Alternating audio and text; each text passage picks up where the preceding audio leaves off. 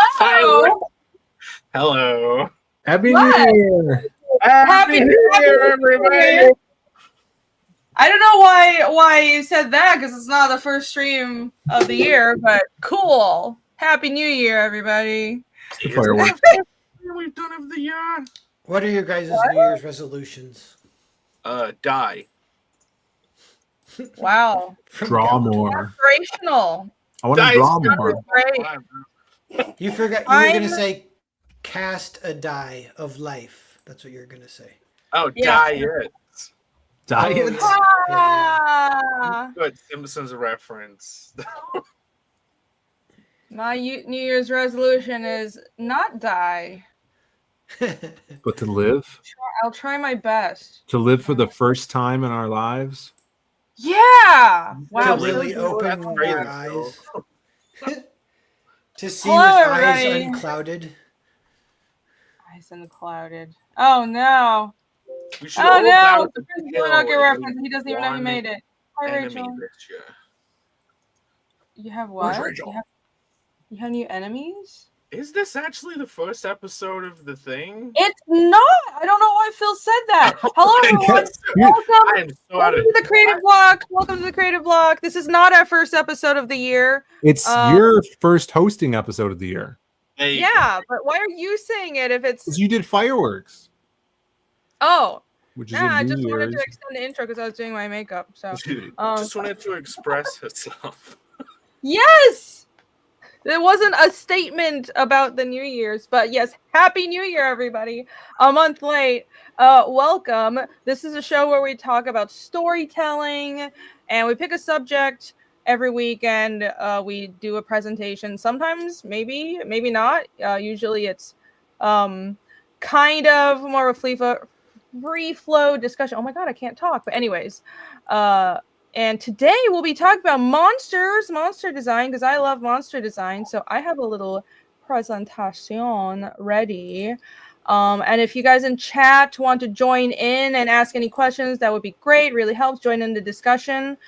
But at the same time, we also have an auction that Jake is running That's on right. eBay. This is a newfangled thing, guys. Doing eBay auctions, which seems like obviously it would be, I just never use eBay, but I think Jake, you're the first person that has really been doing First this. person to ever It's use like- eBay. Ever. No, as in like kind of That's in right. our little indie comic scene, No, I because know. you're the first to ever use eBay. Yes, that's exactly what I said. Well, we do a lot of stream auctions, and you guys know I do the Red Valkyrie auctions, but you've been doing them on eBay and it coincides with your current campaign. I think that's a great idea, and I'm going to copy it. So Mhm. everyone go check out what Jake has on eBay right now. eBay. Yeah, I totally messed up today because there you go. Alex is already posting stuff. I had Hold this on. one ending today, and I lined up two others. First of all, they accidentally went live like hours ago. Uh-oh. Because I scheduled them wrong. Then I rescheduled them, and now apparently one of them went live at like 10. So it's only been up for 40 minutes. So I'm Yeah, really I mean, not- it's me. You know we're going to start late. Jake, I but think No, no, you're no, no, I think you're on the wrong mic, Jake. Oh. You are a little quiet. Do I basically sound it went okay? It went Yeah, you up sound an fine, hour Evan. earlier, and then Great. never mind. But yes, there Wonderful. is. I almost currently- forgot about your auction, but then all the times you streamed during the week reminded me. Oh. Okay, wait. Uh, Well done. Wow. Streaming worked. Amazing. Down go solo. I Hello, was gonna Alex do a gaming BRB. stream. I was gonna do a game stream. I've been a cocoon of doing my accounts and taxes. Like, no. I've been in a cocoon of avoiding doing them and That's what you got to procrastinating do. That's like me. hardcore, but not procrastinating enough where I'm like, I could stream. I was like, no, I can't. I have to do these. But yeah, so I'm I glad I, mean, you could were being remind you. responsible. So that is good. Yeah. Oh my god. Fucking tax season, guys. Don't you guys love it? Yeah, it's fun. Yeah. Yeah, really love it. It's a real blast. Well, since we're just launching into it, why don't you tell us about your week, Jake? And I'll pull up your auction thingamajig real quick. Okay. Well, yeah, like I mean, I guess I already did. This week's been, yeah, I've been playing video game thing to avoid work. I, I this week to avoid doing my taxes, Nice. I pioneered an entire new art form. Do explain. Trailblazing. So Wow. I love Polaroids, and in the Connell is like a lewdly themed book, and I thought that, you know what, Polaroids, Connell, maybe there's some way of like doing a drawing, but then it's a Polaroid somehow, as if you're taking a photo in the world that the thing exists in. Okay. So, Oh, I see where you're getting at here. yeah, so I need to cover up part of this. Please do. And please don't let any accidents happen. No, there's no My accident. God. Look, Accidents. here's a Polaroid. You can. That- Uh-huh. It's my fingers. I'll Blow that wanna up. show Let me it. see it. I want to show it. I'll be the judge. There's Let me nothing see. untoward. It's covered. Oh yeah, Look, it's Jake, covered it up. I tried to read your thing on my phone and it was too small, so I'm reading it right now, and I'll tell you my thoughts live. Oh. You guys can. Yeah, that keep too. going. I launched the preview of Connell today. This is- Yeah, I read it That's today. not what you're talking about. No, he's No. talking No. about his mini No, no, Great no. listening skills, pair. I'll save the Polaroid thing for later in the stream because it's probably Yeah. a bit too spicy. But It's yeah, a it's this- little early, but I have seen them in their full glory. They're great. They're everything is on display. And when will you be offering these Polaroids? Oh, in like a future campaign. I just it was just Cool. like I was excited. I pioneered a whole new art form. But yeah, You did. today we launched the preview of Connell. There's like 8 pages of it. It's up on Global Comics. You can go read it for free right now. We could pull Cool. that up later. Yeah, pull that up. I got a notification about it today as well because I followed Edgehog Comics on Yes. Global Comics. Hey. I I got a notification. I got a notification from you earlier putting something up on Global Yes. Comics. Perfect. Aw, supportive friends. Yeah, everyone go check out Global Comics. I think we all have stuff on there. Now, yeah. So it's a great platform. It's like Webtoons, but better quality. Bless me. Everyone go check it out. Let me pull up the your Global Comics real quick if I can find the goddamn Yours, link. last time I checked, Jake, yours had over like 270 views on it already. No, that was okay, like it's midday. this is crazy. We're doing stuff like, wait, did I get a comment? I got a comment on it. Oh yeah, I should have commented on it. Yay! Oh, the cover is so much fun too. Yeah, the cover's great. And I didn't really realize this, but after you're done reading it, it'll ask you to like leave an emoji on it or something. Yes. So, like a thumbs up thing. You can leave an so super emoji cool. at the end. Yeah, check this so- out. Dope. It's been up for like 8 hours, 9 Yeah. hours. Mhm. Yeah, it has 361 views. Hell yeah. No, yeah, 361 views. That's crazy. That's like 361 people have like clicked it, thought, and then like clicked away. Yeah, that's exactly what it means. Yeah, that makes No, sense. it's great. I think it's smart that you have, again, we've talked about how you need to have free content to sell your paid content, and you put this big preview up right away while the campaign is live. I think it's great, and it's a good sell. It's a really great opening scene that I'm not going to click through. I mean, I can. I guess it's not really nothing. I think the Super first couple of bad. pages. It Maybe should- we could take a look at it further on in the stream. We'll so take the a look at algorithm- it later. so the algorithm has no idea what's going on. That's right. No. That's No, the right. algorithm also doesn't know when apparently things are covered and when they're not, because it's stupid. But yeah, we'll take a look at it later.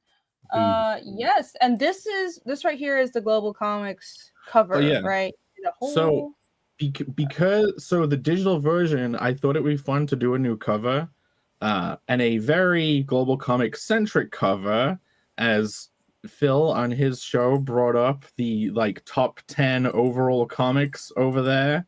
Yeah. So I thought I'd make something in theme with how that list went. So here is Connell doing something very out of character.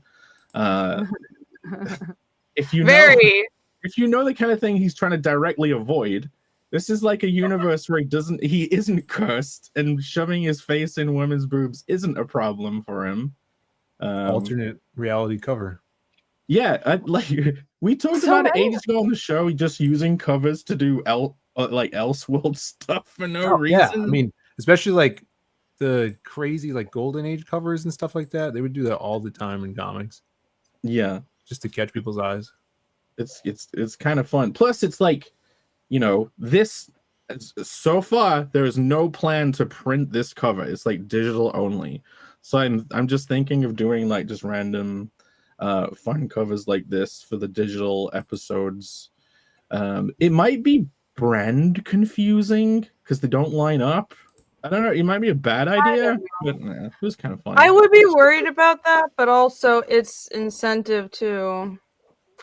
I don't know. It is fun to have variant covers, and I'm a little conflicted. There's a reason I made my digital covers the same as the print covers, but I'm tempted to have digital variants too because it's just fun. And like the thing is, different types of covers are more appealing in different formats too. So certain types of covers do better on a show floor versus on an online platform. Yeah, I don't know. You've talked before about how like the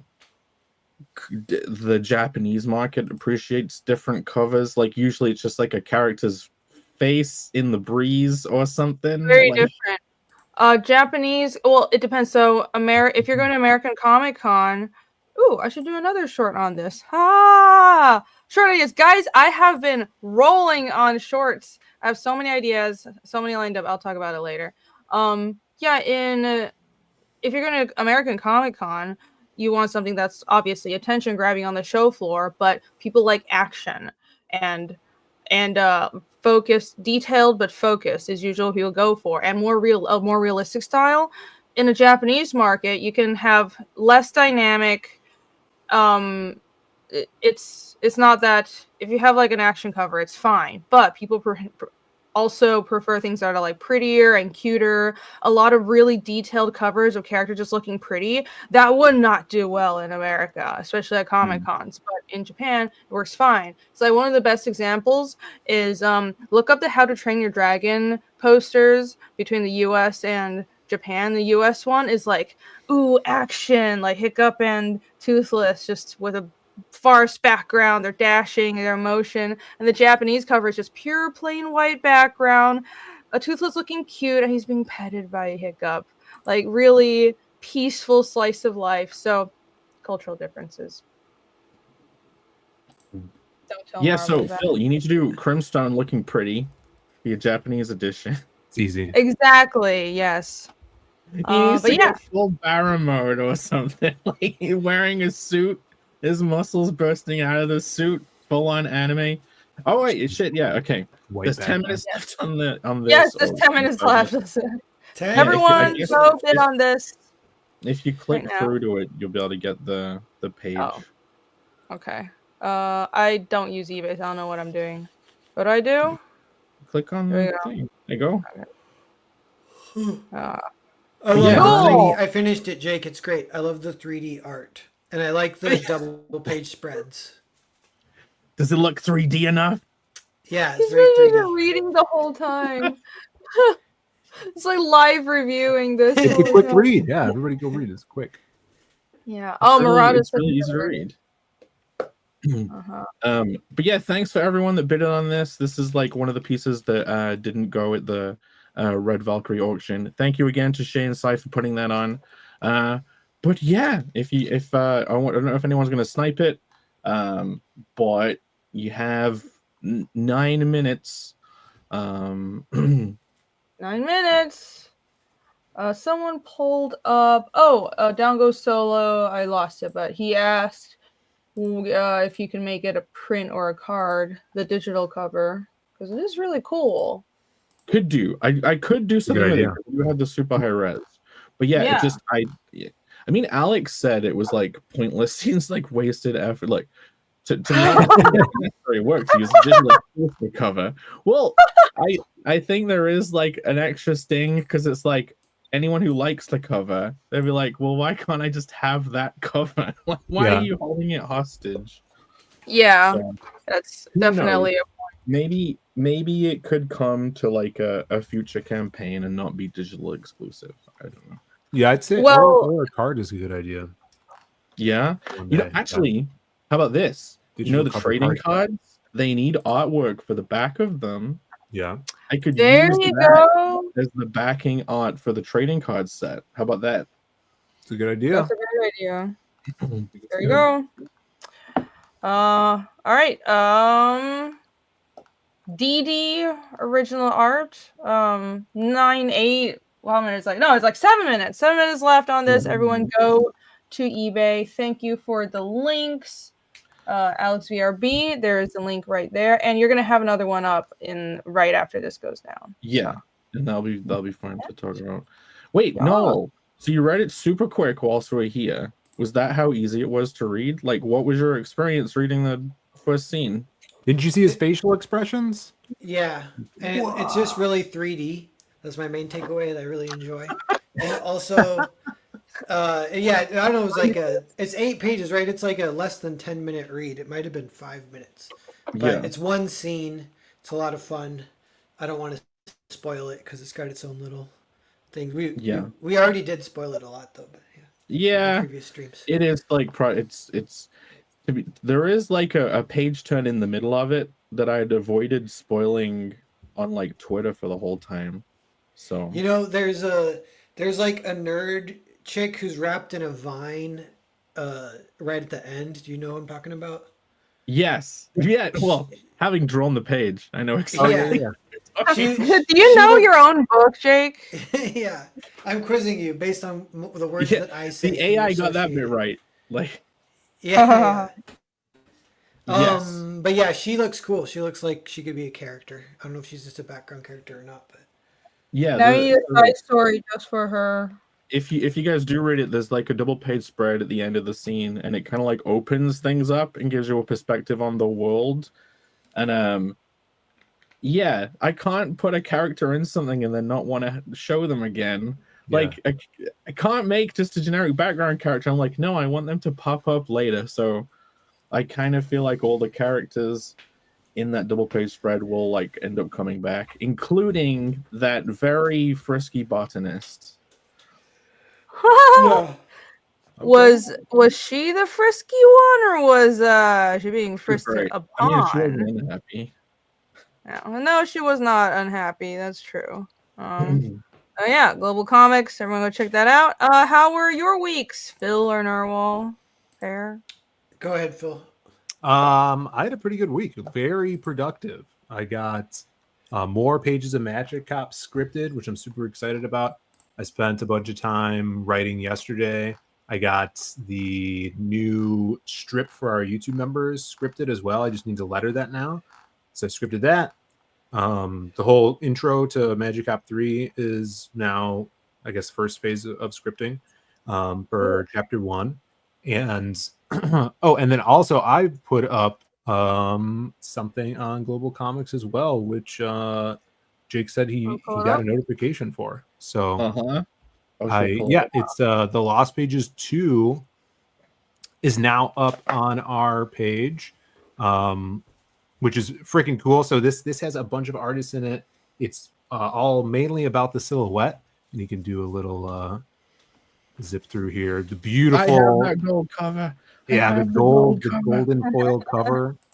If we could put a GIF in here, I don't know how we would do it, but the gold would be shiny. But the Preston Acevedo cover, you got beautiful Matt Dalton art in here. Avery Butterworth did the intro for this as well. You get the big intro, Jazz and Krim. And the first 10 pages of this are free if you guys don't have a Global Comics account, but it's pretty wild. There's lots of action and a really cool, superhero, supervillain story. So if you guys read the previous stuff, you'll definitely need to grab this one, read it. We still have copies on the site, but I wanted to put this up for the new Global Comics audience. So hopefully people enjoy this one. This one's, I think, the longest one. Or I think number 3 is the longest. This is the second longest. I think this is like 76 pages. So it's a full story. It's all, all self-contained in here. So if you guys dig the Silhouette character, you're gonna dig this story as well. So check that out.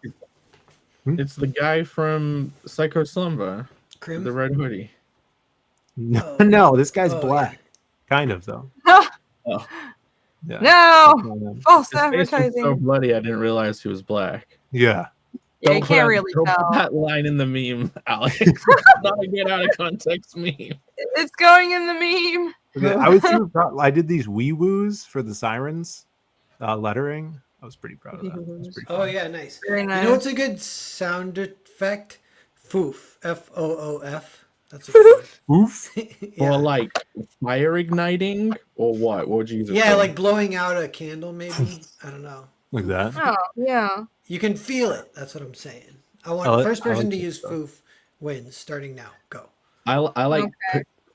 I like or tip, like ones that aren't even full words. They're just like little. Like what again? Like Someone just with a really bad stutter. what it sounds like. Oh yeah, that panel's awesome. Look at that. Yeah, I like this art. People, if anyone's you're gonna start getting Crim completionists. People got to get the multi stories. Oh yeah, Crim so far has been in every Lost Pages book. The cool thing about this story is, the hobo is trying to teach this kid a lesson. Like this kid was hanging out with some gangbangers, robbing a jewelry store or whatever, and so the hobo tells him the story of our new supervillain El Dorado, and as he tells it, the color fades from the pages, and then it goes into Maxie's art, which is all black and white, with just accents of gold and red for blood. Ooh, So I like that. like That's a gold really here. cool way to have two artists on one book, is to have like an Yeah. actual reason, kind of why. He's got like these golden tattoos, so like he wipes away the makeup he's wearing to reveal the golden shit. It's pretty fun. I had a blast writing it. Alan Alonso, the Howl Comics, he laid this story out as well. So he did the layouts, and then Maxie drew off of those, which was a really cool dynamic to work with them. So it was a pretty awesome team to work this comic out with. But yeah, now you guys can check it out on Global Comics. Leave comments, leave emojis. Let me know what you think. Spread the word as well. Oh yeah. And then yeah, that's just been working and making progress. So I'm love when I get a bunch of pages done for a script, because that means we're moving forward. So I'm excited about that. And kind of switching up some stuff for the website as well. I know, Irene, you did some website work this week as well. Oh yeah. Yeah, I updated my website. I guess I can pull that up too. Oh. What? Oh, Thursday. No. Okay, we'll go. Shit. Where's the share? What's happening?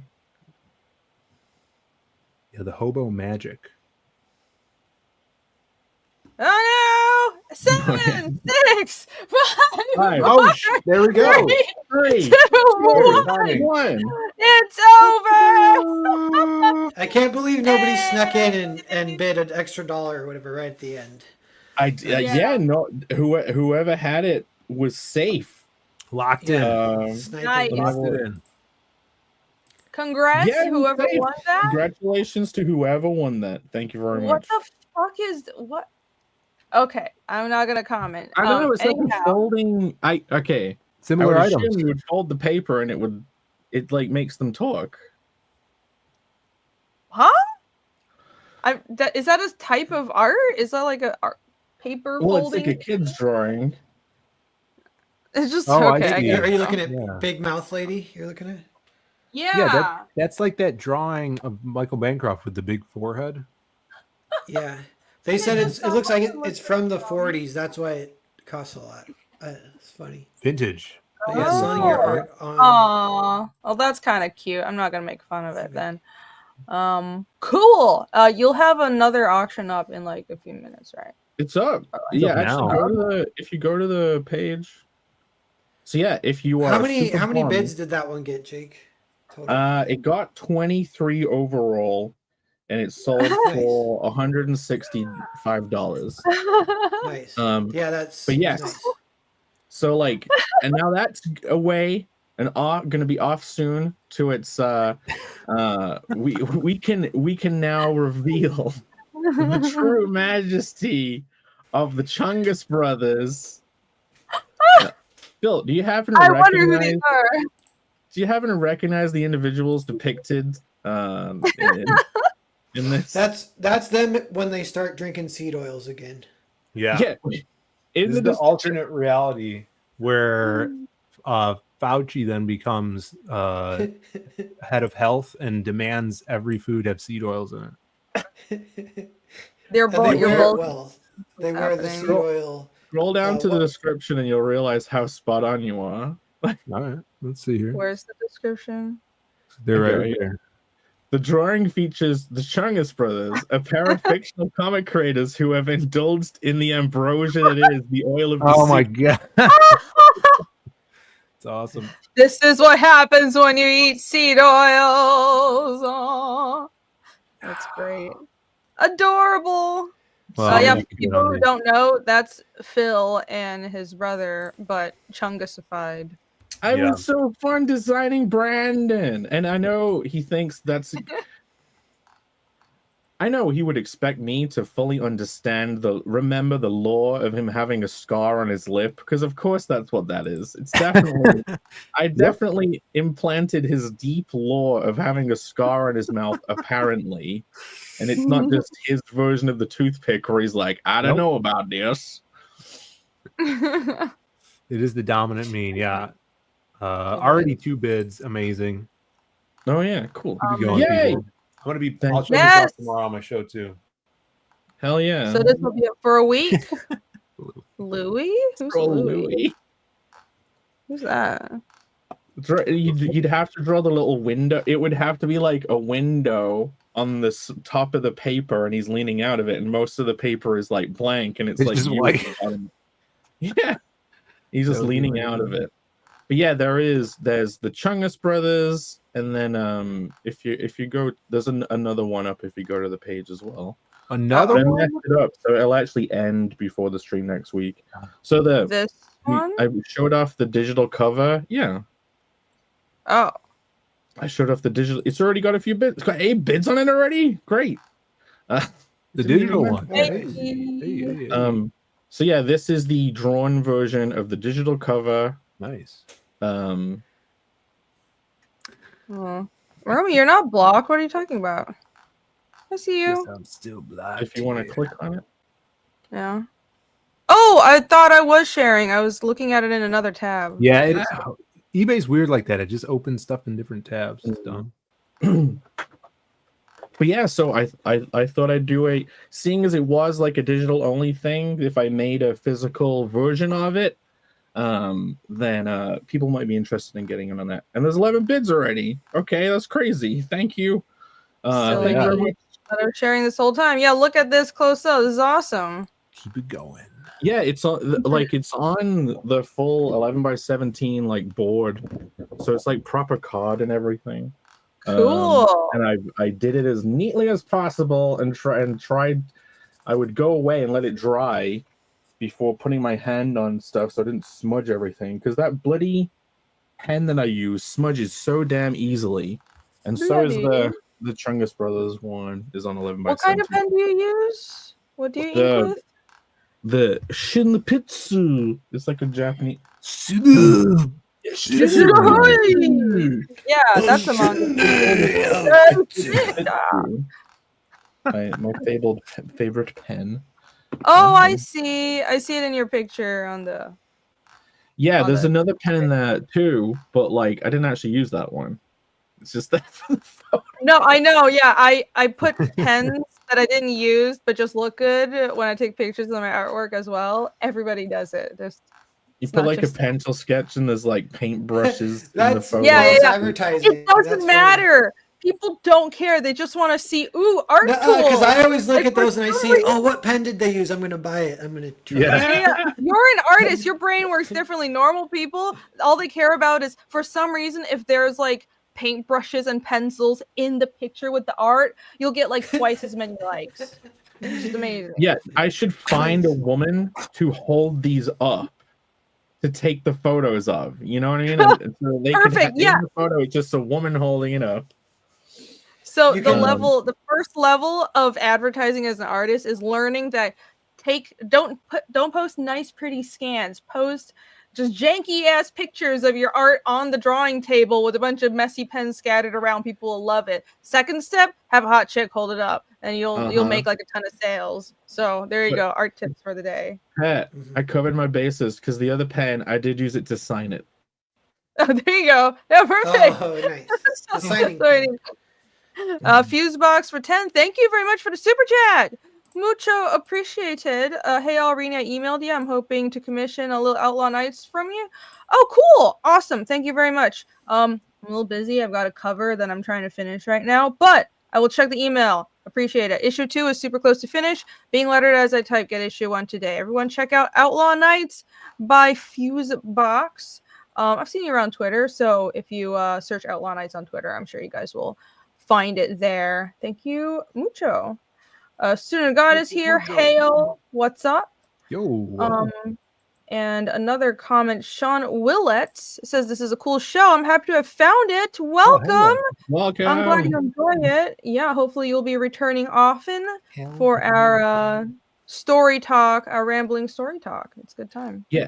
How many people do you think you've managed to sucker in to watching our stream using your shorts? Like, I don't know. I don't actually know. I mean, there's probably a lot of lurkers, and I can't. My viewer number isn't very accurate right now because I'm actually multi-streaming. I finally connected my Facebook and Twitter, so you guys might be watching on Facebook and Twitter. But the main stream is on YouTube. Anyway, so I actually don't know what our viewer numbers are. But yeah, the shorts. Okay, I'm gonna just pull up my stuff because I'm going to talk about shorts and then the Fiendish website, but YouTube shorts are fucking amazing, and they've been you had a bunch very of people well. at the beginning of the stream complimenting them. Oh yeah! Oh, thank Let me see you. if I I could- was too busy scrambling to start the stream to notice. But yeah, I've been very productive. Look at all this. Look at my stupid face plastered everywhere. But it's great. So I've just been recording drawings because I'm working on Fiendish 3 right now. Sign up right now. It's going to be launching in summer. And I realized at first it was just like drawing to some music, and that wasn't that interesting. So I've been doing commentary and art tips and talking about not just my comic and what I'm thinking of, but I like to give tips on how to draw certain things like trees, or I'm going to do one on fabrics and all kinds of stuff, page turns, just it's kind of, I want to make these like mini resources for making comics because there's not a lot of tips for making comics out there. So there you go. If you're interested in that, go check out my shorts. I'm very proud of this. I have a lot more incoming. Yeah, I've scrolled all the way back to try and find them. Yeah, And it's quite a bit. bit. Man, that was The Polaroid bit? yeah. Oh. Yep. That was my favorite part of the show so far. Yeah, Well, we'll return to the Polaroids. Michael Rush for $4.99. Sorry, I almost missed this. Michael says, I love how it goes from panel to panel in the Carnal digital comic. Well done, Yeah, Jake. So cool. Yay! Woo! Oh yeah, man. Global Comics is freaking so man. So cool. The different formats, doing a vertical, like you have to break down the action into like granular moments. Then on the Global Comics says the panel to panel view, but you can still kind of do that in the panel to panel. So Yeah, for sure. Yeah, you did a good job at that. It's cool. Uh-huh. I might be able to Very pull nice. it up. I might be able to pull. Yeah, you should. Am I in the right thing? Oh. Yeah. Okay. I have it here. There's just like a couple of moments if you click through. Oh, Nice look, Erwin got page. special links. Right, so this is Oh, like the first page is like a spread. No, go on. You're on it. okay. Well, I'm it's in like I'm in frame to frame reading though. yeah, that's what we're showing off. Mm-hmm. Okay. All right. There you go. Yeah, Global Comics' frame to frame reading is really cool as well. It's great for if you're reading on a tablet or a phone. Yeah, Oh, but what I was saying, if you go back to the first bit, Oh. Nothing was showing YouTube. It's covered. The cool That's thing what too is if you are I'm reading on back. a phone and you're doing frame to frame, you could still pinch to zoom in if some of the bubbles Yeah. are too far from you, and then you could still go to the next frame just by tapping. So it's very user friendly. Dango Solo asks, can you view full pages on global? Yes, you can. It's just changing modes. Let me try to. It's a little. You just have to click Okay, the there you center. go. Yeah. Oh, I always Yeah, click the okay. top edge. Oh, Like if okay, you cool. click the edge of your Oh. screen and you go to settings, you can change your reading mode. Panel to Yes, panel. you Turn can this off. see it in spreads, but then Yep. you can kind of Well, now Here you it's go. change it to panel to panel. Mm-hmm. Because that just like in a short, the way that you'd like break it up. This is like the lead in on a spread, but because you're doing panel to panel, you can just like focus in on this, and it's like just this narration.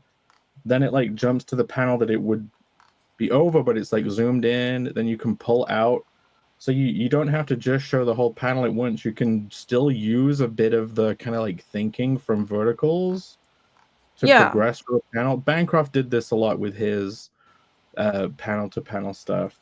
And so like on this panel, it like starts with a close up on Connell leading in with the "you got this," and then it like pulls out for the rest of the panel. Do you think I should, instead of doing a rectangle, actually draw around Connell? Because you can do that too. So just draw I think around you his should. I love doing that, especially when figures break panel borders, just like meticulously. Yeah, it takes a little longer, but it's cool. Yeah, I will meticulously trace around. I'll do it on the stream. I'll do it while we're streaming, and then we can see it at the end. But hey, yeah, it's on Global Comics. I don't know if you guys saw, but here's you can view the double spread. So down goes Solo. Yes, you can just read it like it's a comic book that's open.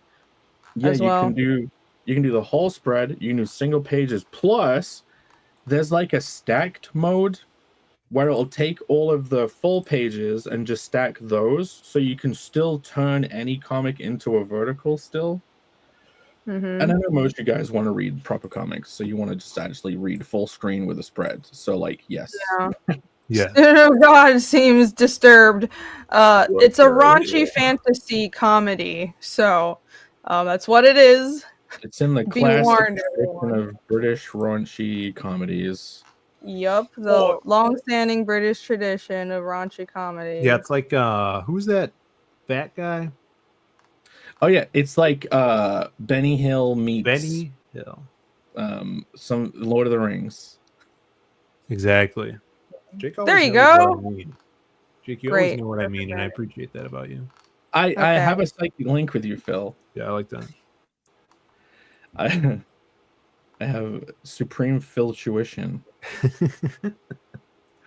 Exactly. Okay, I wasn't talking about my stupid shit yet. So shorts, and also hold on. More importantly, I want to share this. So Jake has been working very hard on Global Comics and the auctions, but guess what I did? I have also been working hard on promoting Fiendish. I updated the website. Yay! Nice. I have, look at this pop-up. So I took inspiration from the Diaz's, Phil and his bro. You guys have this pop-up for to sign up, and I'm like, I was afraid to do it at first because I didn't want to be annoying, but I'm like, you know what? I've been discovering that just being annoying and pestering people to sign up for your book and buy your shit is the best sales tactic. And like kind of getting over yourself and putting on the sales brain works. So sign up and buy my books. Yeah, just actively Nice. bully your audience like Camel. Yeah. Yeah. And I'm bag gonna and take shame. Camel. Yeah, shame. Shame. Shame. Uh, Yeah, look at the website. I updated it. Look how beautiful it is. I don't know why I didn't have it. Okay, so a lot of website design and selling your book is about, well, making things easier for the user. And I figured, well, I have a shop right here on the link, so I don't need to have it on the front page. No. Okay, this is actually really useful to just have the books on the front page. The less steps people have to take, the better. So it's right here. I added this video as well. You can read the comic right here. I'm super proud of it. As well as it looks so good. Oh my gosh, so happy with it. Also, I'm paying a lot of money for it. So everybody go check it out and buy stuff from my store so I Support can it. afford it. Yeah. Yes. What happened to the Juicy Booty book? It's still here. Booty. It's on eBay. Should I keep that up on the screen the whole stream? That's Go to all you guys Global want to Comics. see. Read it well. You know, read. okay. Yeah. If this is what I mean with artists not having a sales brain, because like if I did, I just have tits on like every page on every book. Like it doesn't even matter. The story should be good as well, but getting people to read the book and even look at it, boobs. It works. Boobs. Just boobs. Camel's here. Hello. We're just talking about it. Camel. Yeah, he's been summoned. His ears were burning. It's You not know what too I've late. been kind of into lately is crossovers with King of the Hill with like anime and with like emo 2000 music where they make Hank Hill sing it. Have you guys heard this at all? You guys check That this sounds out? weirdly specific, and no Can one you heard bring that up though? I don't Please? want to. What Is do you this call it? what Get the stream you've been struck doing or all whatever. week? No, but it was the greatest thing that happened to me this week.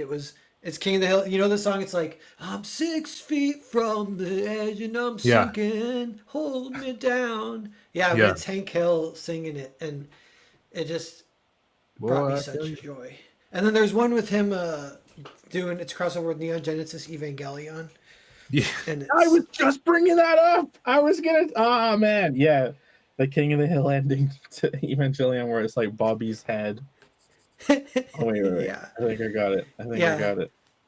But while you do that really quick, what I did is I got my bike for the pump track, and I got a skateboard that I bought at a garage sale, and I bought a bunch of pads. I bought knee pads, elbow pads, wrist pads. I bought a helmet. I bought gloves, and it takes me like 10 minutes just to put them all on and 10 minutes to Yeah. take them off. So I'm like, all right, if I'm really gonna do this, then I'll go to the pump track at a time when like no one's there, so no one can laugh at me for like learning or whatever. But Yeah. then in the church parking lot right behind my house, that's where I practice skateboarding. And the main thing about skateboarding is like I just don't even have the muscles for balance that skateboarding requires, which is like the baseline entry requirement. And so I just get so tired so fast because it's muscles I've never used before. They're like these balance muscles on your calves, kind of like, because your calves, if you jump, like I can do that, and I can walk up a hill and you're using your calves and you can feel it, and like those are fine. But the side to side ones are like, if you never skateboard, they never get used.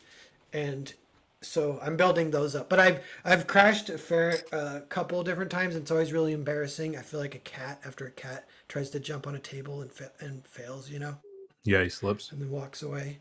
Yeah. And that's about it though. I've never watched King of the Hill, and this is an amazing. You've never watched Ew. King of the Hill? Oh my No, god! it looks silly. That's the Like, point. Dopey looking animation, weird accents. I've It's listened kind to of enough the Southern least- accents in real life. I don't need that. It's in kind of the anime. least silly of all the cartoons. Like it's, if anyone was just- going to describe it, I don't think they use the word silly to describe King of the Hill. Okay. Yeah. The art looks. I mean, I get it's like charmingly dopey, and I'm sure it's great. It is Yeah. funny. Yeah, I mean, I didn't watch it for the longest time because of the art. But yeah, Really? You were that? Oh man, I love the vibe. I'm trying to find one clip, and I'm really struggling to figure out what it is, and I'm not going to give you any keywords. like Judge is hilarious though.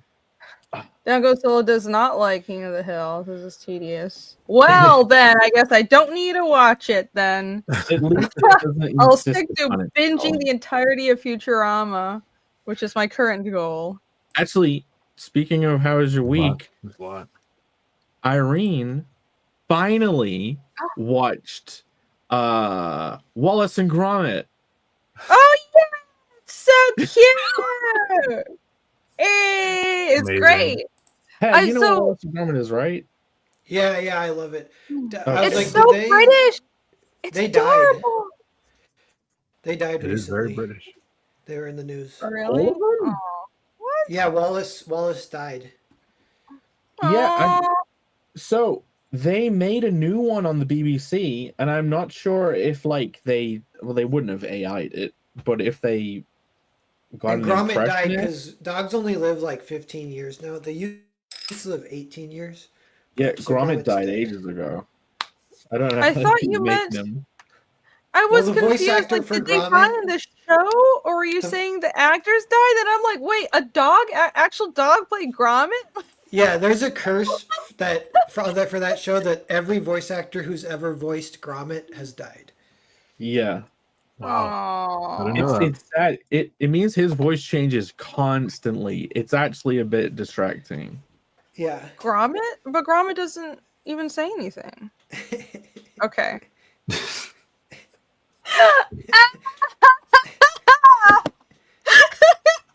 Those two brain cells are really going to work today.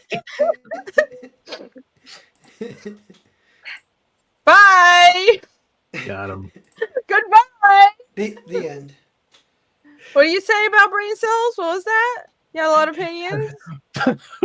One of them is like, but he doesn't ever. So, anyways, guys, I have a presentation today. I have a presentation. Shall we move on to the presentation? Should we say anything? Should we Yeah. say anything? Oh Did they not no! know? You Should- better be careful. Oh But no! our friends might think that they might be Everything wrong goes about scattered. It's okay. I fully admit to being a retard. All my brain cells go towards drawing, and I'm not good at anything else. It's fine. I know it. I don't care. Total idiot. But yeah. SC. Okay. It's okay. Oh, It's all right. I Tales never from the promoted Tour Bus? DJ. No. You guys seen that? Seen what?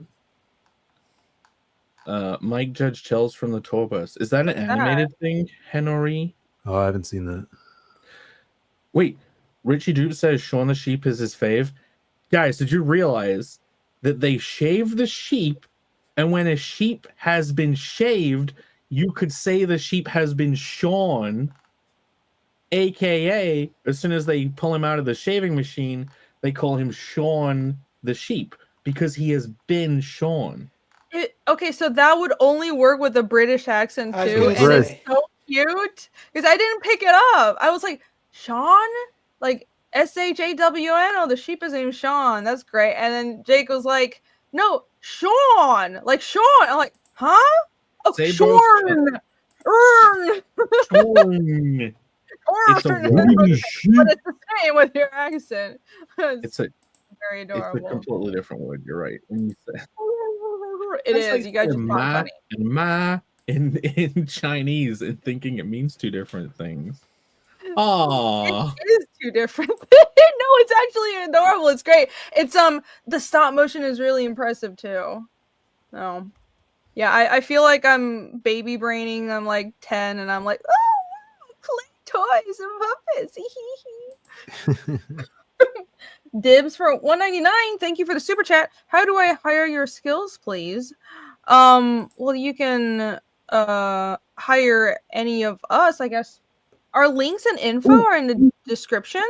But if you would like to hire me, you can message me. My email is on my YouTube page, but also you can just find me on Twitter at Rainy Draws. I'm really easy to find, guys. Look at that. His avatar. Hey! Simon That looks Bisley. cool. Do you know the artist? You must be pointing that out because you know the artist. Bisley. Who's the artist? My buddy Bisley. Oh, of course. His body count, Ninja Turtles, Raphael. think I have that Oh somewhere yeah, around drawings. here. We're all artists except for Phil. Phil's not. an artist. Wow, I'm literally drawing right now. Phil is a published As we talk. artist.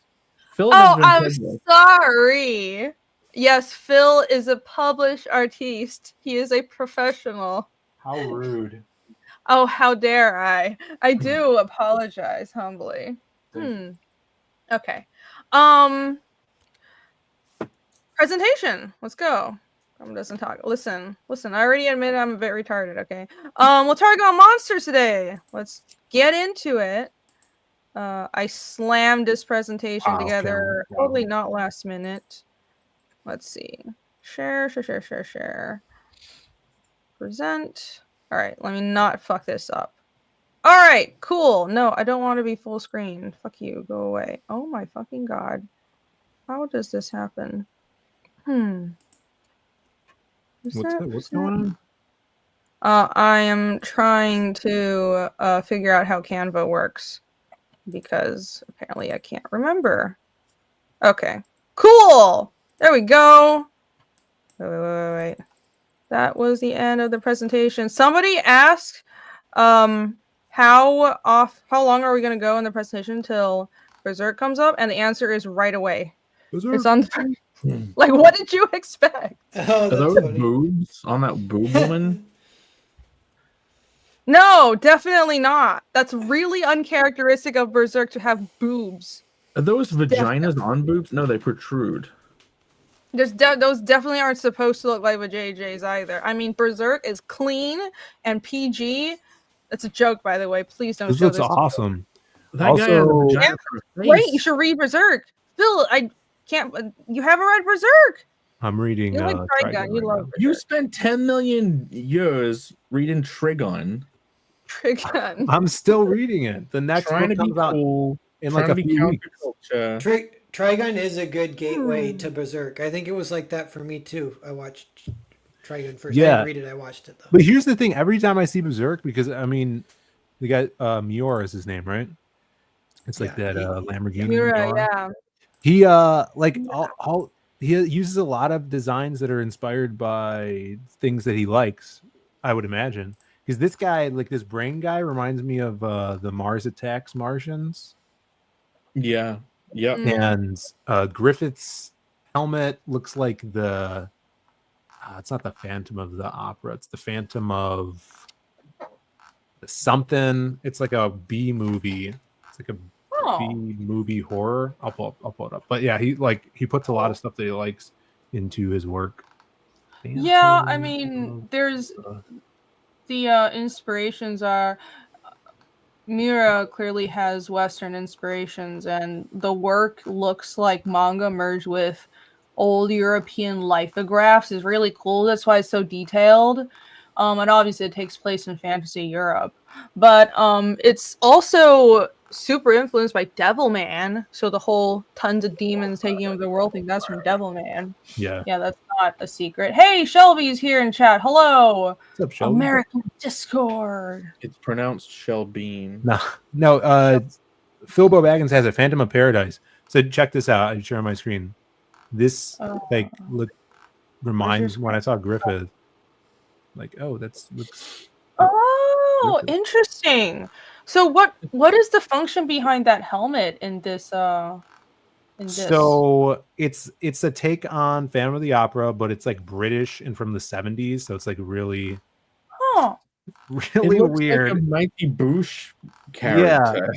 But he like gets Frankenstein and then he just haunts this nightclub and wears this weird ass helmet. I don't know. I couldn't That follow is the so film. goofy looking.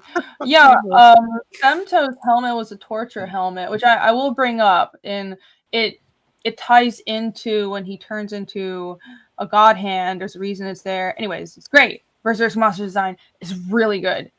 We're gonna talk all about it. But yeah, that's cool. I didn't know that might be an influence. You might be You know, right. guys, just steal all the cool shit. Just go From the look at a Brits? bunch of old shit no one knows about, and Yeah. then take all the cool stuff, and then never mention that you stole it all, because that's a And then- cool. Hey, Good design. artists borrow, great artists steal. And All then right. deny. and then Yeah. didn't deny. Yeah, no, there's nothing wrong with having influencers. And there's Everybody, Joe Ball, huge Berserk fan. hello. What's up, JB? The Berserk Talk has summoned a Joe Ball. Welcome. Yeah, it's everyone has their influences. Someone try to give me a gotcha. Like, is your main character Thorfinn or is it Ed from FMA? It's like, I was like, that's not a gotcha. I love FMA and Vinland Saga. Gotcha. I wear it openly. But yeah. I've avoided it so hard. In my next thing I make, that I'm gonna add a completely original, badass robot that smokes and drinks and steals shit. Nice. Very original. I'm gonna call him Kota. Damn, Cam. Well, he's not even here and you're talking shit. Okay, How about we'll go back. Bancroft? He's in his heart. All right. Is in his heart, in all of our hearts, and our Kokoro. Monster design. Why monster design matters? Wow. Because dun dun dun, memorable monster design can make a work iconic and recognizable just by the monsters.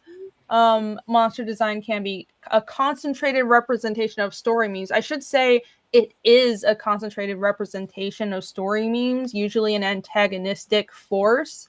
And that's, I think the best monster designs aren't just, something scary for the protagonist to fight. They represent thematically what the antagonistic force is. And that shows through the design. And it, I think those, not only would that look cooler, but it ties into the story and that makes it more relevant. So it'll heighten the cool factor if you think from theme. And monsters are usually antagonists that provide an iconic challenge for protagonists. Yeah, I already covered that. So there you go. Now, when you say monster, do you mean villain? Right. No, I mean a Because no. What? Are we gonna do a what's a real monster debate for an hour before I can move on with my presentation? No. Yes. Classic. Now you know how it feels. I'm not doing this. Okay. No, I was gonna actually say, when you say monster, do you mean antagonist? And then you literally put it in the bullet points, Yeah. and I'm like, fuck, I can't do the joke. Try and save it. I gotcha. I preempted it. No, I don't necessarily mean antagonist, though a monster can be an antagonist, right? It generally, I mean non-human, monstrous, terrifying looking, usually, but just non-human is important. Non-human and antagonistic. Well, there's And- many protagonist monsters. You know, look at Swamp Thing, right? Yes. Yeah, look at Pikachu. Yeah. That's- A okay. pocket- Yeah. a Pikachu is pocket the worst monster. of all, the most scariest. Sure, Phil, you can tell us all about monsters as a protagonist. Yes. Because I didn't cover that. All right. That's not really what I think about because I have a bunch of demons in my story. But that's a good point. That is an interesting avenue to explore. I love Hellboy, so I really should have thought of this Oh, because yeah. technically, Hellboy is a monster, and tons of characters in Hellboy are monsters. So they're not necessarily antagonistic. There you go. Hey, look, we got a very succinct question. Is Quasimodo a monster? I wouldn't say so. What? Like I think He's a that freak was of my nature. definition. He's at It's the like very the least society sensible. would call him a monster, but it's one of those things where, and what's that guy in the 300s? Like, oh, he's deformed. But I think story in terms of in world they're called monsters, but in terms of discussing story from a technical standpoint, which is what we do, I don't think they qualify as monsters. They're characters with certain difficulties, unique difficulties you have to deal with. They're humans. I love Heckboy. Dibs loves Heckboy's Heckboy. great. Isn't the real monster, man? Oh yes. Actually, I guess I'll just mention it now. Yes, it's like the major theme of Witcher is he's fighting monsters, but it's always the people who are the worst. But if you're designing horror monsters, if you want to make a monster terrifying looking, incorporating something human but twisted always works. I think that because your readers are human. So if it's a complete alien, sure, you can have like prawns or something that look scary, but if you really want a horror factor, add in something slightly human, but just human enough to feel off-putting, because we have an instinctive disgust factor towards like corruption and basically ride bodies and stuff. You can exploit the uncanny valley, basically. Yeah. It's like it's a normal human thing, but it's slightly off. It like does feel like the most monstrous. Like, are people more scared of like a body snatcher style weird human more than I mean, we killed all the pygmies for a reason, I guess. It's just hardwired into us just to not like other humans, the ones that are slightly off. Yeah, well, I mean, that is like a primal instinct sign to weed out people that are infected with disease or virus, right? There you go. If they're really acting a little weird. That's why that, I don't know the technical or Japanese term for it, but like the movements of like those girls from The Ring or those Japanese ghosts that are all twitchy and stuff and don't walk correct. That's why they're so weird. It's because it gives us like this primal reaction of this person, we need to get them out of our tribe. Like they're gonna infect all of us and we're gonna die because of it. You know, I watched a video, you know, just so I could check if I was doing the right thing, on what makes guys creepy.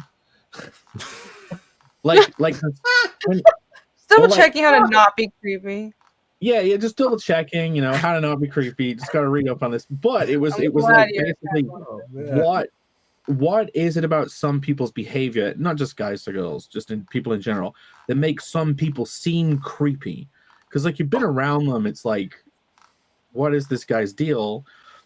It's things like if they've got like a cold sweat going on. You know what else is if you say like, I promise I'm not a creep. That's creepy sometimes. Oh yeah. When protest too much, people who would just insist, I'm really a good person. I'm definitely I'm really not gonna hurt you. I'm talking on a level related to the monster thing and related to the like seeing someone who's ill thing. Okay. Sure. One of them is their face, they're like expressing, but only with half their face. So some people, they'll give like a real big smile, but their eyes will be dead. You know what I mean? Mm-hmm. Or another thing is like sudden changes in expression that seem out of nowhere. Like someone will just start overly laughing out loud at a joke that wasn't even funny, and it'll just linger. And it's like the rapid change, like in the face. Can't remember more of them, but yeah, I try to make sure I didn't do those. You forced yourself? Yeah. No more laughing out loud randomly. You're like, note to self, make sure I move my eyes and mouth at the same time. Smile with your eyes. They always say that in modeling. Yeah. Which is why I look really squinty in photos like I'm drunk. You do. Well, Jake doesn't look just squinty. It's weird because on camera, like in video, he looks like he doesn't realize just like normal, but in photos you look like you're just constantly in pain. It's weird. It's like the the Japanese Buddha, right? Yeah. Buddha. Well, it's not Japanese, but yeah, the Mila. It's actually okay. There's it's not a Japanese one. It's Chinese as well. The Buddhist. I grew up Buddhist. I know this. But yeah, it's the one with like his belly out. He's always relaxing with coin and like. I never said that. And that's the not the one I was thinking of. Yeah, there is a Chinese You're Buddha. Thinking of the rainbow body Buddha with like the weird face that has like a stuff drawn on his head with a Sharpie. Isn't that one? No. It's like the happy one who achieved enlightenment through just indulging. It's kind of great that there is a Buddha that's like that. Not a great message. There are times when I get up and then coins fall from me. Dude, that happened to me before as well. Yes, you are the Buddha. If I get up out of bed, I'll walk to your somewhere body, and like you'll just hear coins dropping like money Buddha style. Yeah. I don't know how you feel.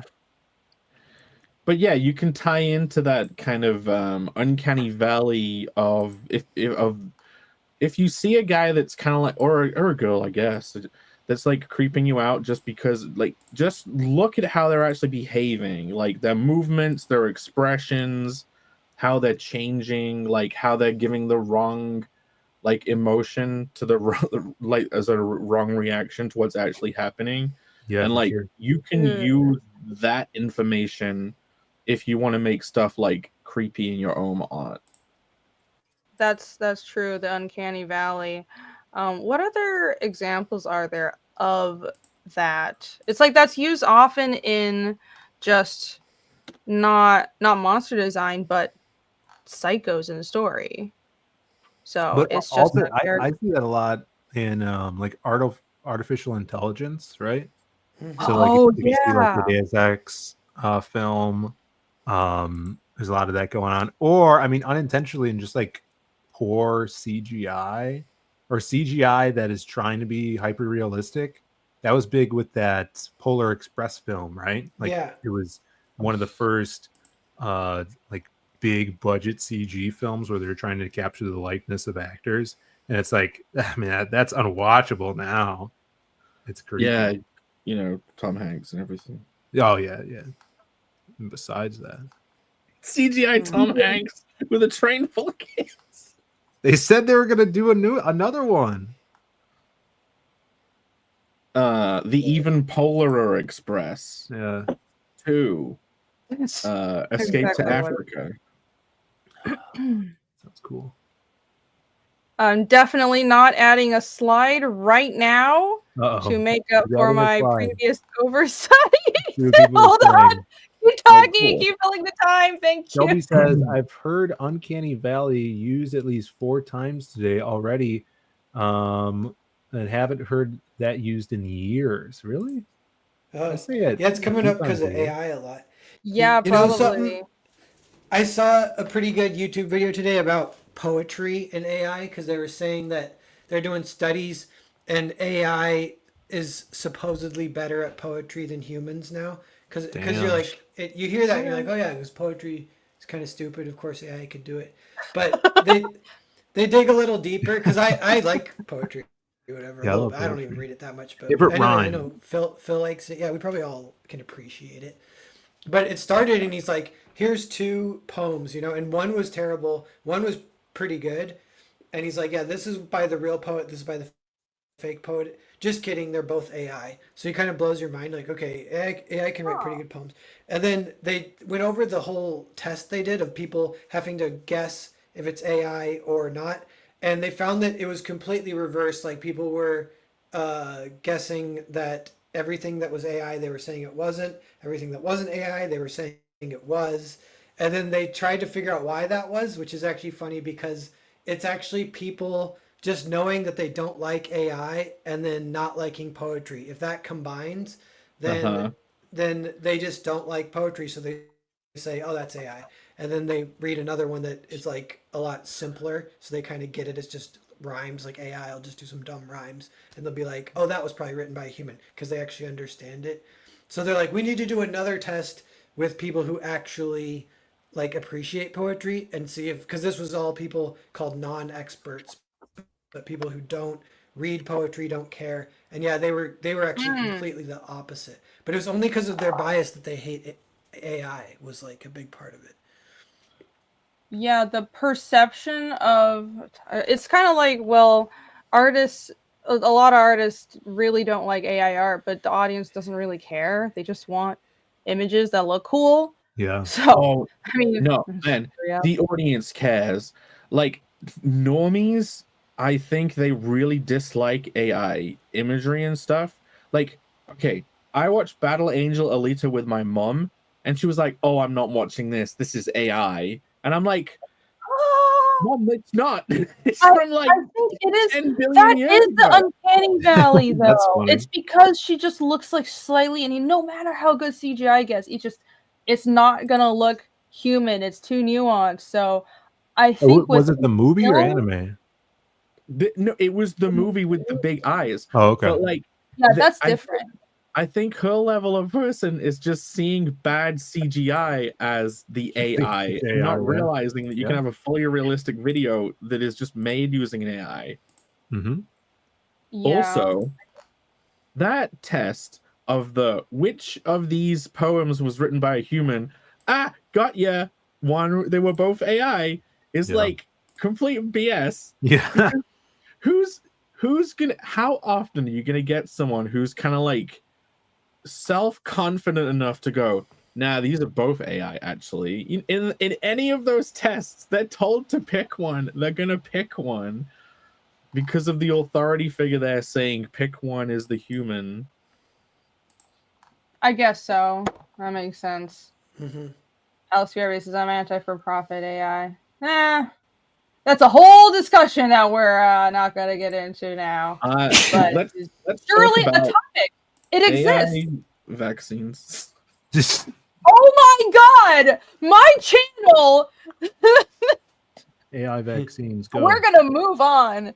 Okay, so as you can see, I went back to the PowerPoint that I totally didn't add 2 more bullet points to and a whole slide later on. But yes, defined as non-human creature. That's the best I can do right now. Anyways, memorable monster design, make it work iconic, blah, blah, blah, blah. And can be subverted as a commentary on social perceptions. Ha! So that's in my presentation now. There you go. Next on, I have a few. This is like not a great example, but for some reason it is insofar as the property is known for its monsters and they're robotic dinosaurs, right? So this is an example of how monster design can be iconic for a franchise. Also with Last of Us, it's not they're zombies basically, but they're spores, they're fungus zombies. So that's something that this property is well known for, and it became iconic. So Didn't Halo do this 15 years before Last of Us existed? I'm sure they weren't the first. I don't think they were the first. It's just what it became known for, right? The Flood. Yeah, they did like plant zombies as well. Slim Crow. Oh my gosh. Well, to each their own. Monsters can also focus theme. I think that's the point of monster. So whether they're antagonists or protagonists, the reason you would design something that isn't a human, so you can go really far with a human character design, but I think at the end of the day there are limitations to how far you can push it before they're not human anymore. And the point of having a monster is to push the theme even further, whether they're good guys or bad guys, and visualize that. What do you guys think? Yeah. Did you guys talk about Silent Hill yet? Because they do everything you're saying too. That's another. No, I don't know Silent Hill, but you can tell us. Yeah, that's just like every monster design represents like repressed things from the main character that are turned into like something against them that they have to confront. And the best example is like in Silent Hill 2. It's a lot of it's like sexual repression because his backstory is that his wife was terminally ill and he performed a mercy killing on her or whatever, like whatever, suicide by choice or whatever. But he's like still destroyed by it or whatever. And yeah, and then but for when he was taking care of her, he like started to resent her a little bit subconsciously before he killed her because he had to take care of her for years before she died, and he imagined her resenting him, although he doesn't know if that's true. So she's like the main bad guy in the game when you finally reach her, but you're not fighting the real her, you're fighting his idea that she hated him because he was starting to resent her as she was dying. So there's all this cool stuff in it, all psychological stuff. Yeah. It's like Psychonauts, but dark. Exactly. Yeah. Oh, I should have. I can't believe. Okay, so I made these slides in a rush. I didn't even. I should have brought up Chainsaw Man.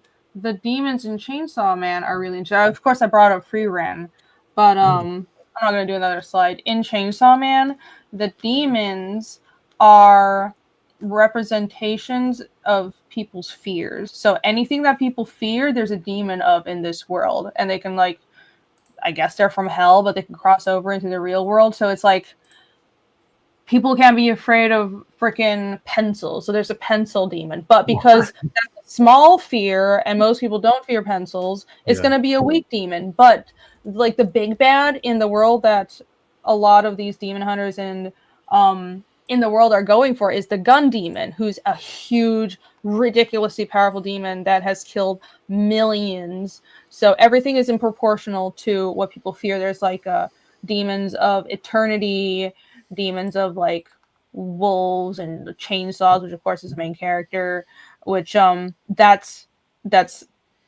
heightening the theme as well. It's fears. Yeah, that's cool. I like this here. I do think like the monsters are best used in storytelling when they do embellish the theme or involve the theme, especially like, we've talked about monsters in the past on like loss of humanity and maybe an obsession taking away from your humanity, and the more you delve into that, the more you lose your humanity, the more you turn into a monster. I think that's one of my favorite ways to explore that in comics. Phil, have you played Bloodborne? Know anything about Bloodborne? I know it looks cool. I've never played it though, but yeah, it looks really cool. Because you would kind of it's in that vein, right? It's like people taking too much of the old blood and slowly monsterizing. Like that's what all the monsters are. They're like people who have fallen and become monsterized. Yeah. And like there's also a layer to that game where you're losing your sanity. Mm-hmm. And so you see weirder shit as if it's in a different dimensional layer in the reality. That's cool. Yeah, that sounds cool. Metaphors. I want to play Bloodborne. I'll suck, but I want to play it. Is that the one you want to play of the Soulsborns? Yeah, because that's the one set in like Victorian England, right? It looks pretty. Is it all the same company, or is it just that the genre of game type? I do believe it's all they're all made by FromSoft. Bloodborne was Sony saying, "Could you make us one?" Dark Souls and Demon Souls are their own ones. I'm sure Camel will correct me if I'm wrong. He definitely, most certainly will. Yeah, I have, and so the quick bullet point representations or examples I have are Shinigami from Death Note. Should have clarified that. They represent death. Duh. Apostles from Berserk. I think it's very complex, but I think the one unifying factor is selfishness. Like, obviously, trauma. Most of them have gone through trauma, but ultimately, the responding to trauma through selfishness, I think, is how I would define apostles. And apostles, all their designs are clues to what happened to them, too. Yeah, especially God Hands. They're so good. In all of course, I'm going to have a slide on the apostles, but the God Hand designs all clue into what their aspirations were in life, and then the trauma that took the aspiration away. They're all really good. So even though we only know the story of Femto fully, there have been a lot of theories about what happened to the other God Hands just because of their designs, and you can guess at what might have happened to them. It's really cool. And the regular apostles, which aren't like the god tier demons, they're regular demons, they all tie into their desires, and their monster form reflects that. It's like their human form, but with like a monstrous layer of their desires corrupted over them, I would say. Super good. Free run demons are not. I wanted to include something that wasn't visually very shocking or very like that didn't stand out a lot, because I mean, I'm an artist. I tend to prefer things that are, ooh, this is like a cool design. But free run demons are just humans with horns. But the point of the demons in Frieren is they mimic humans. They look like humans. They talk like humans. They dress like humans, and they pretend to have empathy like humans in order to weaken humans and hunt them as prey. So humans will let their guard down and they can infiltrate society and they can kill humans. So the whole point is deception, and that's why they look just like humans with horns. They look really harmless and normal, but they're absolute monsters. What do you guys think about the Cenobites from Hellraiser? Mhm. You guys know them? I think they See, influenced the God Hand too. Oh, you think so? Oh, Yeah. yeah, kind of. Were Have you ever they seen them? themed, or were they just cool for the sake of cool? Were they what? Were they themed, or were they just cool for the sake of cool? I don't know. I never read the books. I only seen like the first film, but their designs are cool. I'm sure they have something going on with them. But yeah, let me pull up a picture because I don't know if everyone's ever Chat. seen them. You They're- guys are. Sorry, go ahead. Oh, they're basically like, from what I can tell, they're like angels of torture from a different dimension, and they Yeah, just I never serve to bring about total torture and pleasure through torture, I think. Oh my god. But they're pretty crazy. They have really weird designs. One of them's name's Butterball. I think that's this. That's probably the skinny one. No. He usually wears glasses too, like sunglasses. Butterball. See, bloody complete ripoff. You just took the Cenobites and you shoved that helmet on from that other film. He crammed a Mars Attacks alien in there. yeah, in Yeah, Berserk. totally derivative. When was this I agree. made? This I is, wonder if this was in the the 80s. His books Probably an might influence. predate him. Let me see. Okay. Cenobites. Hmm. Find the first appearance. There's no one in the chat that is a big fan of these guys. I don't know. Yeah, I think I Toadhead am. is terrifying. I forget the name of the guy who wrote it Clive and directed it, but I Barker. Yeah, I like him. 1986 introduced in a novella called Hellbound Heart. You guys know so much old media. I don't know anything. Oh my god. Yeah. Yeah, we're old. It must be. Yeah, it must be. Well, everything has its influences. I only see movies. Yeah, I watched a movie once. I don't think I even finished it. I think a friend had it on. Yeah, That's he cool. was like supposed to be like the 1980s Stephen King of the 80s. Clive Barker. He's a big horror writer. And a lot of his stuff was adapted into films. Some of them were Okay. like mostly like B movie stuff, but his Hellraiser stuff is his most popular. But And I hear his novels are pretty, like he does like cosmic horror too and stuff. Yeah, But and he wrote and directed Hellraiser. That one's really good, and that one's fun because it was low budget. Like it all. he takes place directed in- that? Yeah, Oh, that's awesome. it all takes place in one house. Yeah. It's like a play kind of, but it's really cool. Yeah, there's some like really bad dialogue that it's good, but some of the effects are pretty cool in it. The gore and Well, stuff. Seeing as it's set in England and everyone's doing like this, you probably just can forgive the bad dialogue as like, I guess that's how they talk over there. Yeah. Yeah, That's exactly how it works. Yeah. The first time I watched Hellraiser, the cinemas here, they kind of like replay old films quite often in like modern nice cinema seating and stuff.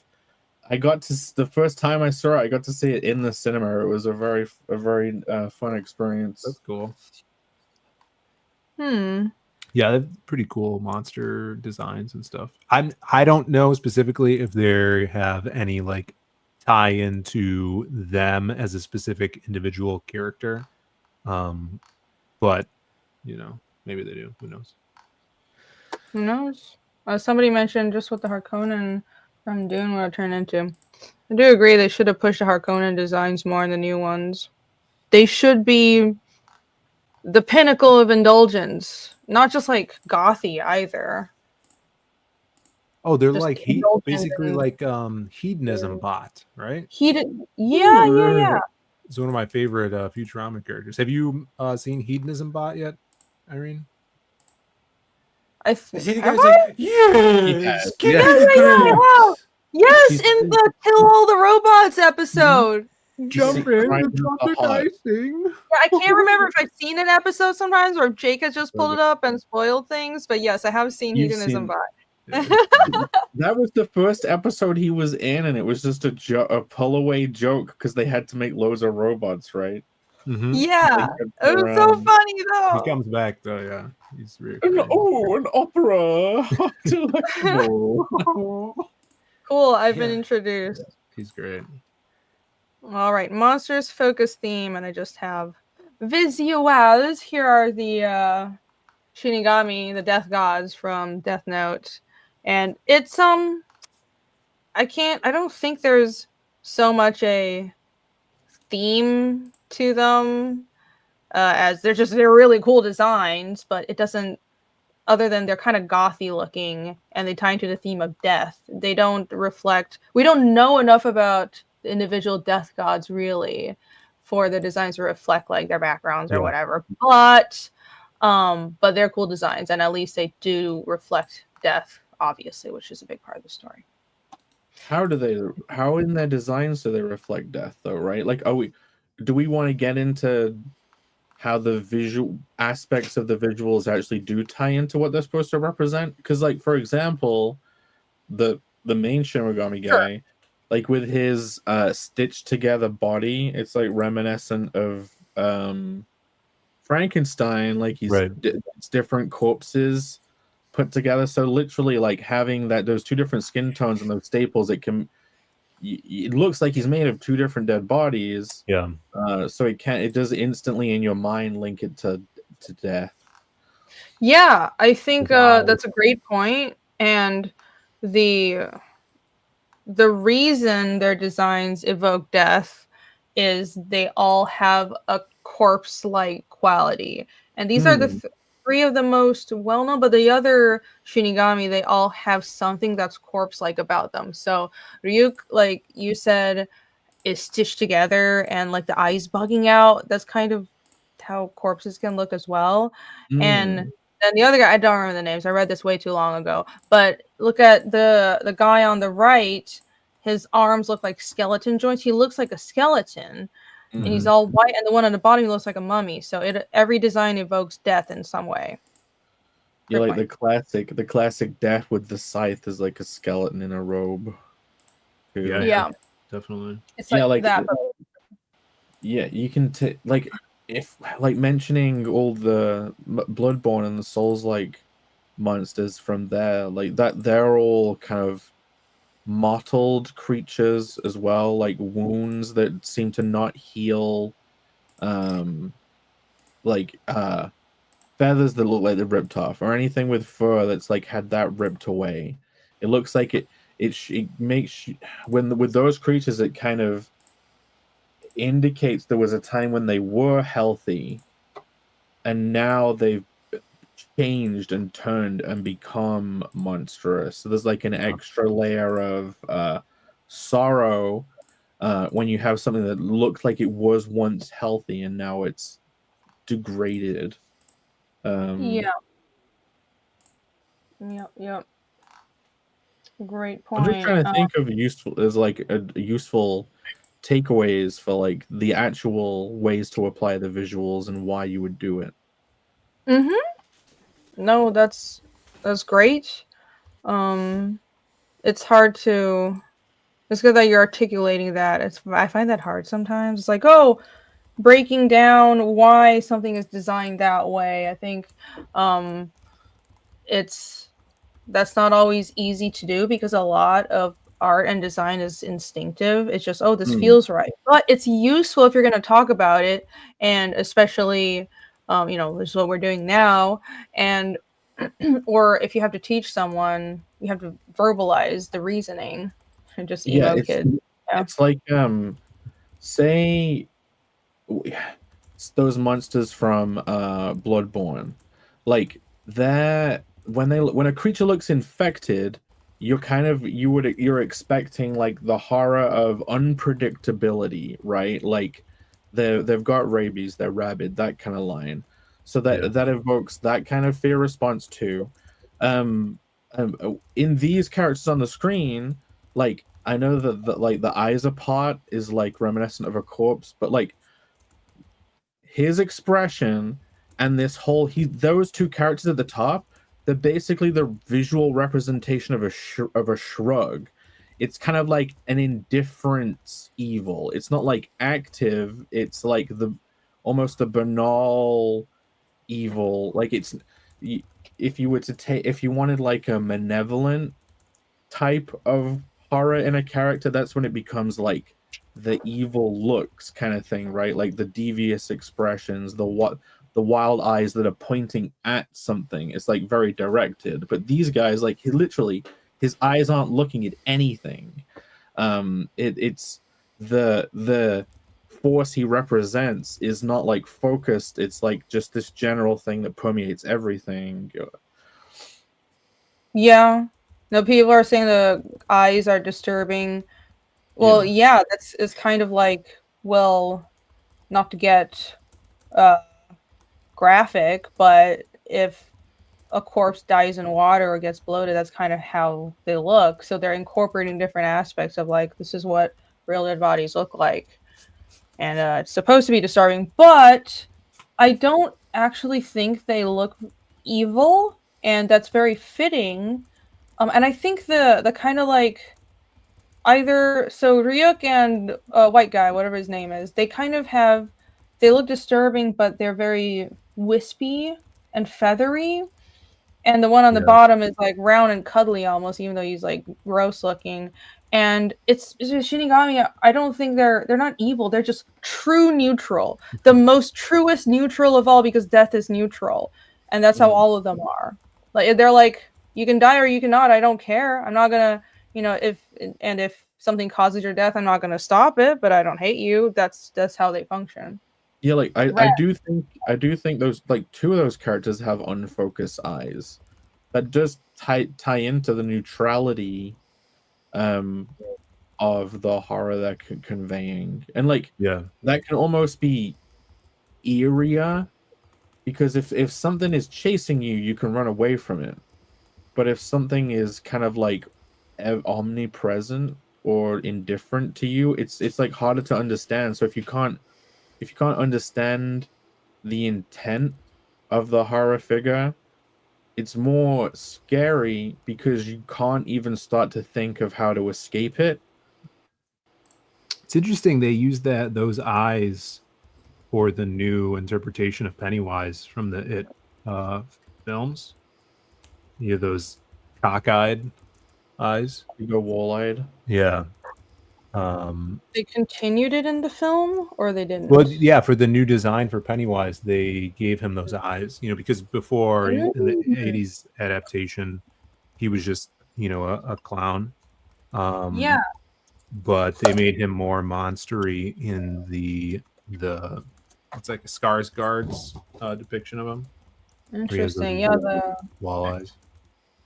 Wall eyes certainly would help. Good to know, Wilred. I pulled up Bloodborne monsters, so there you go. That's what I look like. That's pretty cool. Wow, I really want to play this game now. That's great. You will. You'll play it. And Camel said that these games are a horror if you don't have any like pre-warming up to them. So, but like, yeah, you won't go in fully cold, because otherwise it'll be a disaster. But yeah, no, you'll love it. That looks great. This is so cool. Oh my gosh. I love gross monsters.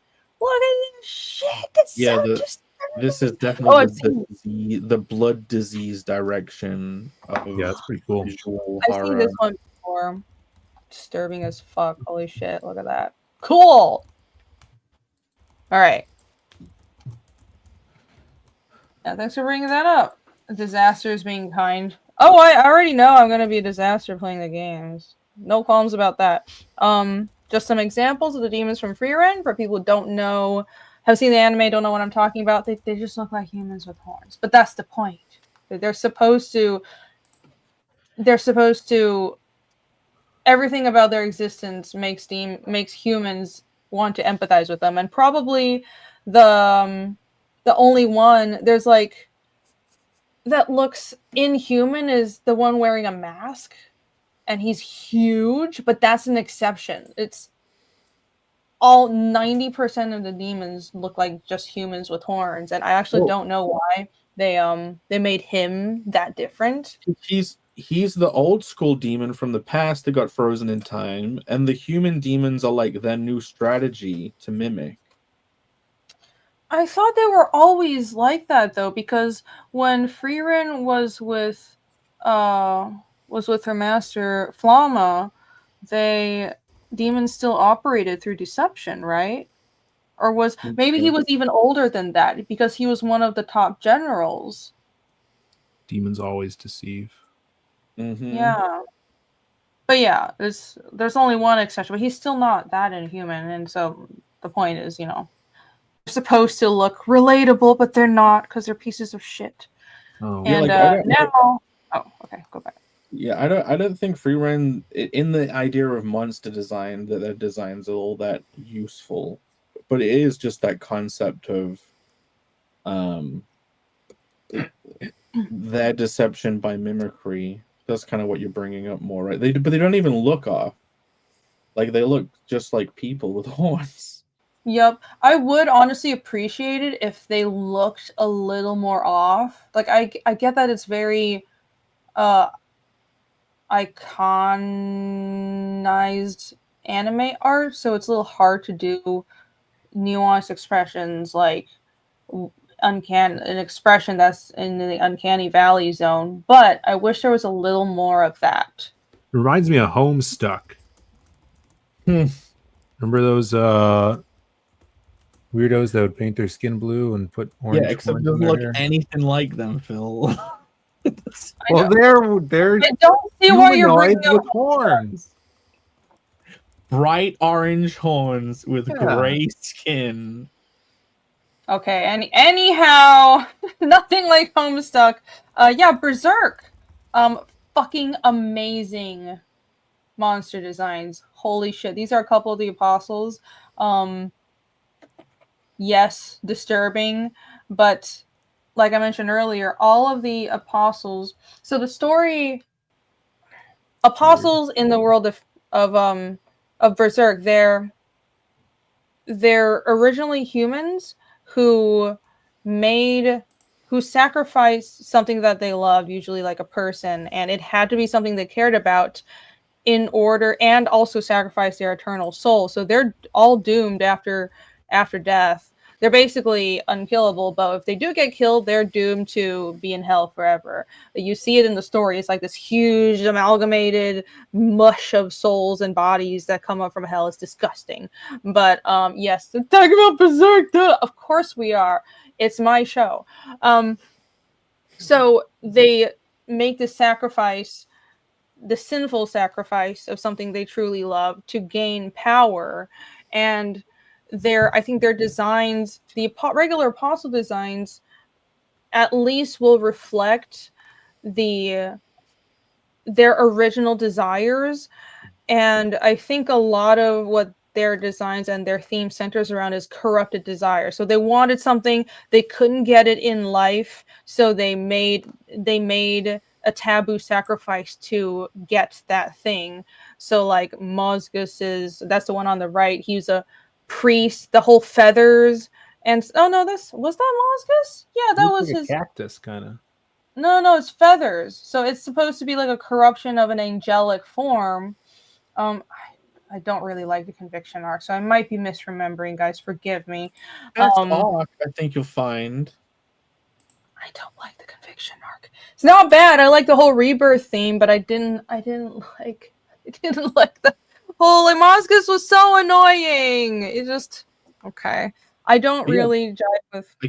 I guess pulling like a general useful direction so far, it's like showing something that's been corrupted or degenerated, like through wounding or like fusing with things. Like are these like the guy with where it's the reverse Minotaur or ass Minotaur? Or He's an archer, by the way, so he does he use it? uses- Does he pull the string back on those horns? yeah, and then shoots like a giant arrow. And of course, Berserk is full of phallic symbols. Yes, it's a phallic symbol. Yeah. But It it's kind like of the body reminds me of like a Pokemon, like the evolution of that fox with the 4 tails. Doesn't it evolve into something that looks like that? you Reminds think me of that looks like a Ninetales? Yeah, it looks like a fully evolved Ninetales. Don't quote me on that. But this is weird. It's like a reverse centaur. Like he's kind of like a reverse Mr. Hands, you know, where like he's banging the horse from behind. You know That's what the I'm saying? second time this week someone has referenced Mr. Hands. Admiral Wackass What mentioned it. is that? What is Mr. Hands? Definitely look it up. Don't look it up. Okay. Put your VPN on first. Don't look it up. But he seems fused with the creature in a way that feels inconvenient to him. You know what I mean? Like inconvenient or uncomfortable adaptation. That can evoke a feeling in people that's uncomfortable Mm. in your designs. I'm trying to actually pull stuff from them. You know what I mean? Very That can furry. Laughs and horse. Shouldn't have brought up Irvine because everybody's gonna make horse jokes in the chat. That's not why they're making horse jokes. Ooh. All right, moving on. So, I wish more apostles, and it's a little. Let's see. These It's are a cooler. little. These are great. We don't know the full backstory of Irvine's design is really cool, but we don't know his full backstory yet, and I don't think we know Zod's back. Zod's the one on the left. Well, with Zod's one horn. guts his dad. Spoilers. I mean, he probably is, but how he became an apostle is not clear. So it's that's I want to talk about how their backstory is tied into the designs. I can talk about that with Rosine from the Lost Children arc, but I can't show her. It's pronounced Roseanne. It's Rosine. I love that show.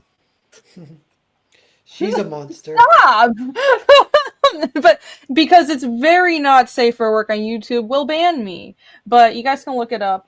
Her design is fantastic. Okay, to describe it, it's this very, very sad arc where this little girl, this little abused girl, becomes an apostle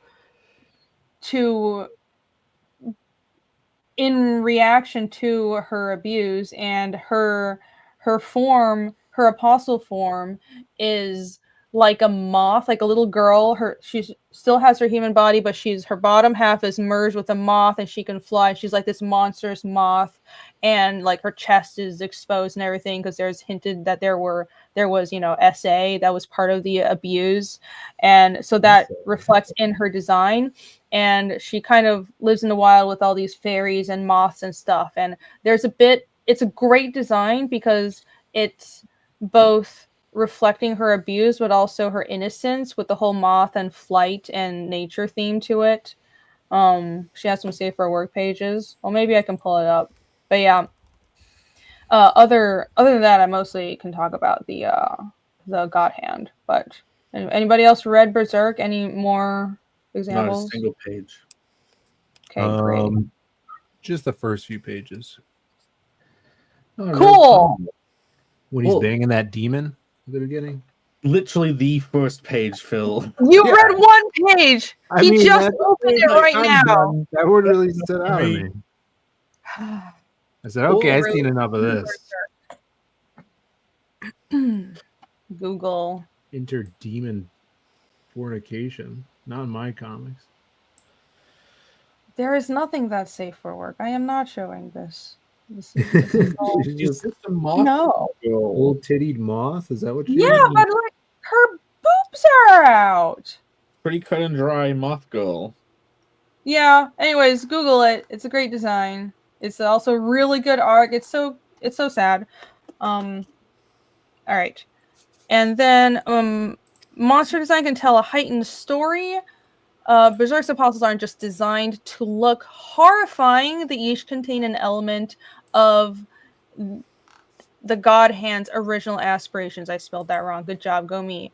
And the God Hand's designs also feature a reason they became these demon lords. So Femto's helmet is from, we'll just use Femto as Femto is Griffith's apostle or God Hand form, right? So they get great, different names? yeah, they get a different name when they become a God Hand. Not the apostles, but, well, I mean, people can nickname them, but when they, God Hand are like God tier apostles, and they have to make a special kind of sacrifice with a special behelit. So, and there's like 5 of them. That's why it's the God Hand. But yeah, so Femto's design reflects everything about his backstory. The helmet he's wearing. Okay, so he has this hawk look to him. He has the wings, and his feet are actually claws. So, and that harkens back to the fact that he's a leader of the Band of the Hawk, the mercenary group, the Band of the Hawk. So he has this whole hawk look to him, but it's a dark hawk because, you know, he's corrupted and shit. Dark and Hawk. his dreams were he wanted to have his own kingdom. That's all he wanted, and he was working his way up. Thank you, Jake. He was working his way up from being a mercenary group leader to being a prince and royalty, and he was well on his way to that. But because of his own fuckery, really, but he blamed Guts. He fucked that up, and then he was thrown in a dungeon and tortured by the king. Long story short, TLDR. But because he lost that dream, that's why he made the sacrifice and became Femto. Because again, his response to trauma and failure was selfishness. Was, I'm going to make a sacrifice so I can achieve my goals. And the torture helmet, which is what he was wearing in the dungeon and what he was still wearing when he was rescued by Guts and Casca, that's still in his apostle, in his Femto form. So his original dreams and aspirations, and also what caused him to become a God Hand, are tied into his design. And I think that's the case for all the other God Hand as well, even though we don't know their stories fully. These are the older God Hand. Was really intelligent guy, a real deep thinker. Big brain, they used to call him. Yeah, big brain. Well, so with Void, there's a theory that he might be the old king, the Caesar guy. So there's a bit of a regal look about him. He's wearing this like kingly cloak, and there's a fan theory that he probably was flayed, which is why he looks flayed and his brain is all out. So that's probably how he was killed, or he was dying from flaying, and then he became a God Hand. So what happened to Boob Rattlesnake Woman? I don't know. That was one of the older God Hand, and they're not elaborated on. I wish I was more. Killed because I collected everyone else's boobs. That's exactly what happened. If only we knew the mystical boobs. I'm the female one, so my theme is boobs. That's exactly what she said. Yes. That's what Kenny Moore said when he wrote it. Yes, Kenny Moore. It's another one of my dreams. I wish my dreams were that creative. Okay. I wanted to have more visuals, but I didn't have time. But I can show some sketches from Fiendish because I'm delighted. You know what I'm designing? A collection of monsters, because that's what I'm designing for Fiendish. That's the deal. Yeah. Oh my gosh. Just like in character design that we talked about last week on Jake's, focus on carrying consistent motifs across details while making each individual silhouette distinct. So, for example, if you're designing a team of like 5 characters, each character silhouette stands out on its own, but the details would tie in. Like they all have the same belt, or they have the same color code if they're supposed to be the same team. And the same rules apply to monsters. So they can have a different silhouette, but the details of they all have like 4 eyes, or they all have tentacles on their chest, that applies to everyone, even though their overall shape is very different. That's how you design a collection or a set of monsters. and set out a few rules. Yeah, exactly. Like, all these creatures have 4 eyes and 3 tails, blah, blah, blah, and stick to them while bearing everything else. And I guess I can pull up my sketchbook, and you guys can pull up examples too if you think of anything. I am the example. Oh, gosh. I don't really have any Example. monsters in. Let's see. So, like, if you to design a monster, you make a story where it's like someone who hunts monsters or is facing a monster. Like with Connell, he is the monster. No spoilers. Wow. Whoops. Well, he's still quite human, so. All right, here we I go. would never call him a monster. He's a human to me. Here we go. So with I don't know if these are all final, but here are some designs, some demon designs for the upcoming chapters of Fiendish. And so you can tell all of their general shapes vary a lot. Like this one doesn't even have hind legs, but I decided the rules I'm going to stick by when designing these demons are they all have tentacles, and that ties into how they feed. They feed by grasping and trapping their prey and then sucking the souls out of them and like mummifying their prey. So that's how they feed, and that's why they all have gross tentacle thingamajigs. And their skin texture is all the same. That's just for visual cohesion. And I won't spoil what they really are, but they are not all the same species. They're not like just different individual humans. Every single monster design is unique because of their origins that I haven't revealed yet. So therefore, every one of them has to have a very different silhouette and different shape language, but but I wanted to tie them together as still from the same origin, just not the same species. So they all have the same skin texture, which you can't really tell here, but it's like this in the full color in the comic. You can tell more. It's like this rubbery dark purple texture, and they all have the same texture, and it kind of looks like a bit like bloated flesh as well, because I wanted to look kind of disgusting. Wolfer's calling them Reenie morphs. Morphs. I'm okay with that. Yeah, that'll be their official name, guys. And of course, it's established in chapter 1 that they have these faces, and there's a story reason for that too. I just haven't revealed it yet. And they all have like random faces on their bodies, and sometimes it's just 1 or 2, and sometimes it's like gross, disgusting clusters of them, and they're in weird places all over. So those are the design principles that I set out with, and now I can just design pages and pages of these same demons. And even though each one of them has very different shapes, they hopefully all look like they are from the same world and the same not just the same world like the world of Fiendish, but they are the same type of creature. So there you go. Very proud of this one. Look at that this disgusting fucker. It's just a giant ball. Oh my Yeah. god. They all look like they're in the fungal microbe direction. Mm-hmm. Yeah, I also wanted to go for at first, when I was designing the one demon for Fiendish 1, I was thinking I don't want them to look anything like a normal land creature, so I would go with an ocean creature. But that also didn't really feel right because they're in the cold mountains. And I wanted them to feel more sturdy.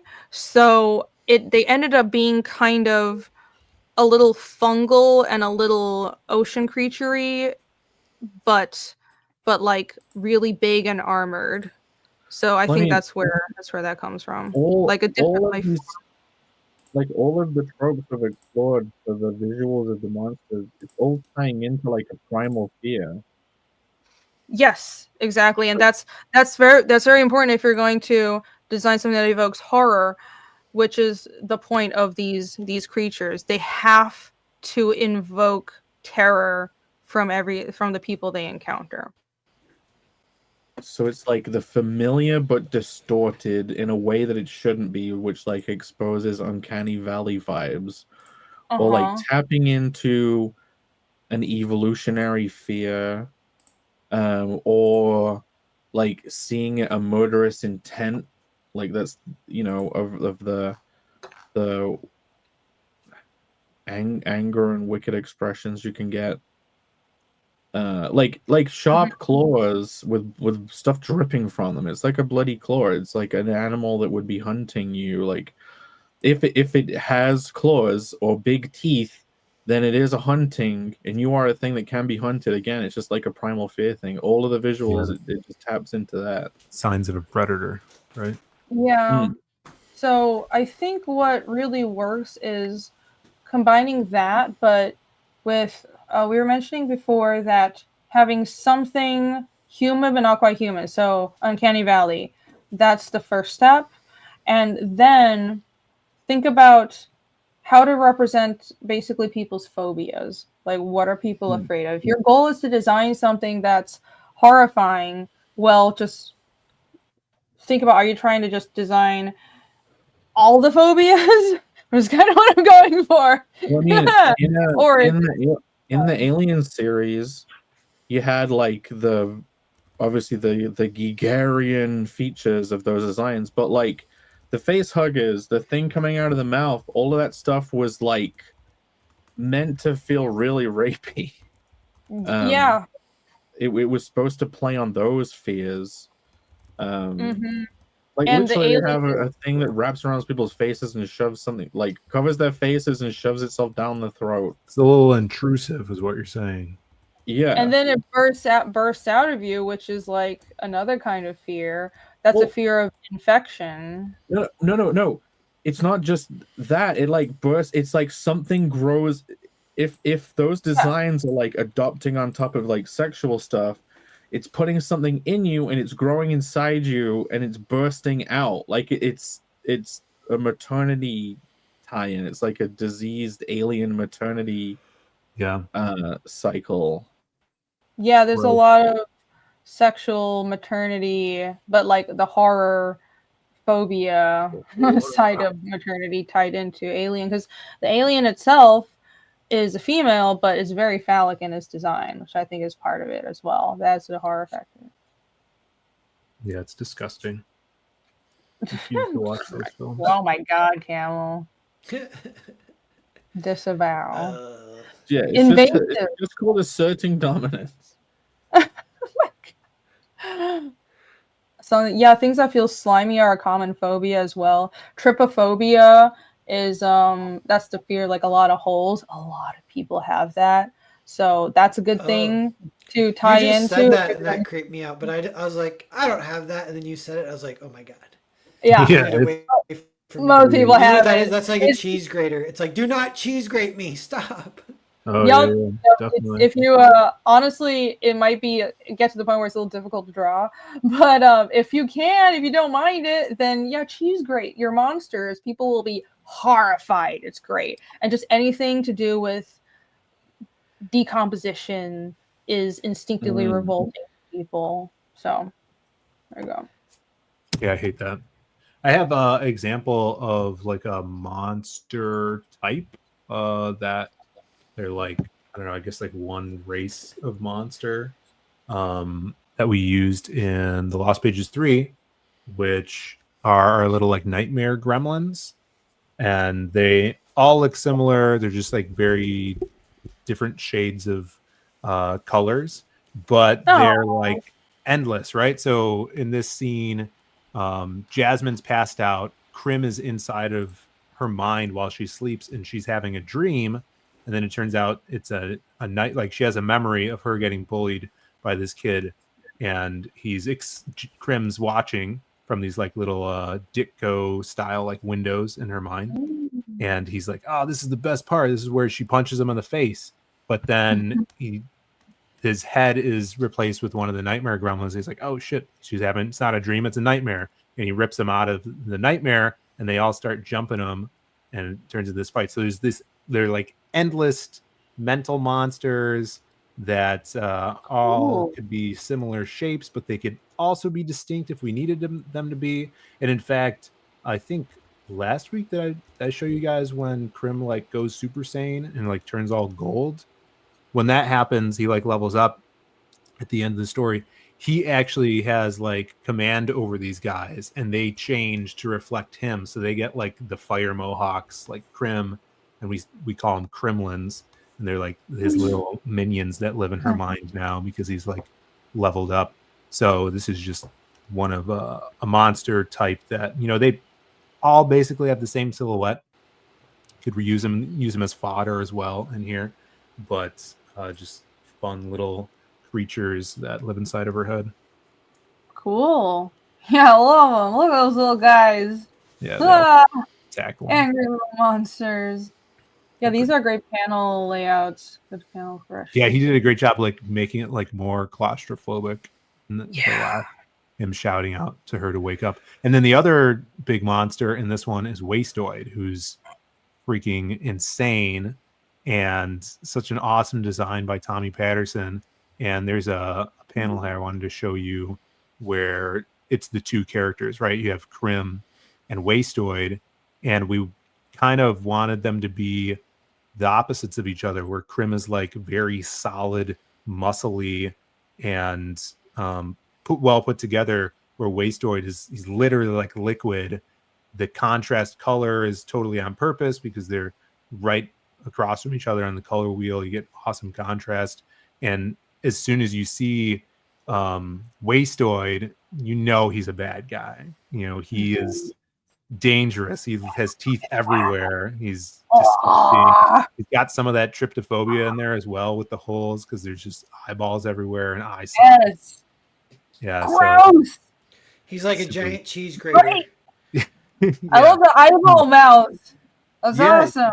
Ricardo did a great job. There's some shots where like on his kneecap he has a mouth, and sometimes the eyeballs falling out. Like it's the worst one, the one that gets the most reaction is the kneecap, because you just inherently know what happens with that joint, and so you're imagining seeing an eye get crushed. I know. Yeah, I don't know why it's so weird. Yeah, that makes sense, but it's super cool. So yeah, that book has a lot of fun monsters in it. Designing that stuff is so cool, and you know, artists love creating and drawing monsters, especially like Ricardo told me he had a fun time with Wastoid because you could do so much with the character. It's not a rigid design. It's sort of free flowing. So you can have him in different positions and just have a blast drawing that. So is the guy who's in there fully intact the whole time? Yes, there's no, his arms do not rip off when he's inside of it like Samus. Because that is a layer that can make it extra eerie. Like I did it with a character once that was getting like engulfed in goo. Mm-hmm. Like you would see like their arm get covered in this goo, but then you would see the arm like bend here, like the hand would twist in the wrong way. So you knew that under the goo, this arm had been like either turned to goo or just like disintegrated somehow, or it was like merging with her, and like the usual human function that you can rely on of this bone is like gone. But it went away silently. There's the eeriness of like there was not even any ceremony to it. Yeah. Yeah, very, very good. It's I love those things where it's intuitive for the viewer. Yeah. Like I think that's how you make something genuinely horrifying. It does have to tap into the cheese gratery stuff. I hate that stuff. That stuff is freaky. Just look at it's like Gus Fring in Breaking Bad when he comes out of the room and half his face is blown off, but he's acting like nothing happened. For a split second, it's like, is he just gonna have his face blown off now? Surely he's dead. Like that. And then he falls to his knees and he is dead. But like for that minute, there's that weird horror of like this guy is walking out and he's just fixing his tie, but he has like a face blown off thing going on where you're seeing his skull. That was so great. Yeah, and the little gremlin guys, obviously influenced by like Critters, or even like the Is characters from the Max. Like I always loved those guys, and they just had like 2 feet, and they're just like round balls with feet and stuff. So Mhm. that stuff's always super Yes. fun. Swarms are fun. I don't know if I'll have any or if that applies really to my demon designs, but Well, like that- they're You they're unique. sadly, things. when we're doing comics, we're doing like a non-animated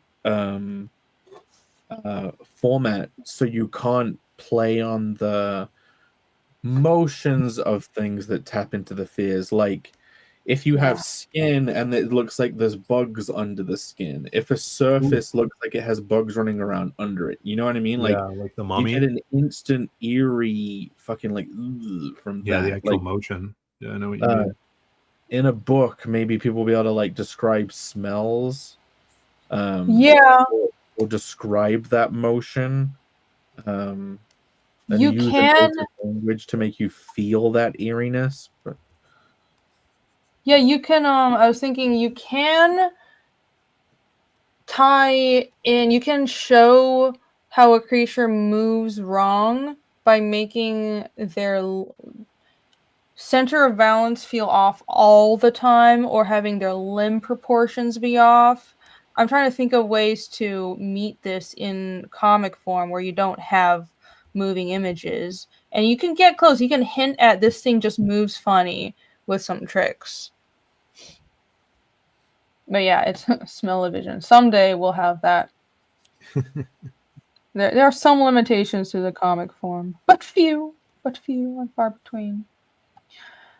All right, and then last, this is definitely not the slide that I added at the last minute. Wow, monsters are protagonists. Great discussion. The end. But yes, like I said at the beginning, monsters aren't always antagonists. They usually are, but they're really just non-human creatures that concentrate story themes. So they can be protagonists, and usually when they're protagonists, they're a commentary on social perceptions. They're seen as a monster, but they're not really a monster. They're just misunderstood, or they're trying their best, or something like that. Yeah. There you go. Like 3 brains in there. Yeah, he should be a genius. 3 Yeah, brains. even like extra brain. Frankenstein. Should have given more brains. Yeah. Yeah, I love the monster protagonist thing. Well done. The dealing with the humanity. Hellboy, it's cool because you could look at a character like Hellboy and how different that character is from like a Swamp Thing, because Hellboy was never human, you know, and Swamp Thing was. I mean, whatever you're going off of. So the difference between like a character like a mutant from the X-Men or just like a total monster character like Frankenstein, like you could still do so much with that aspect.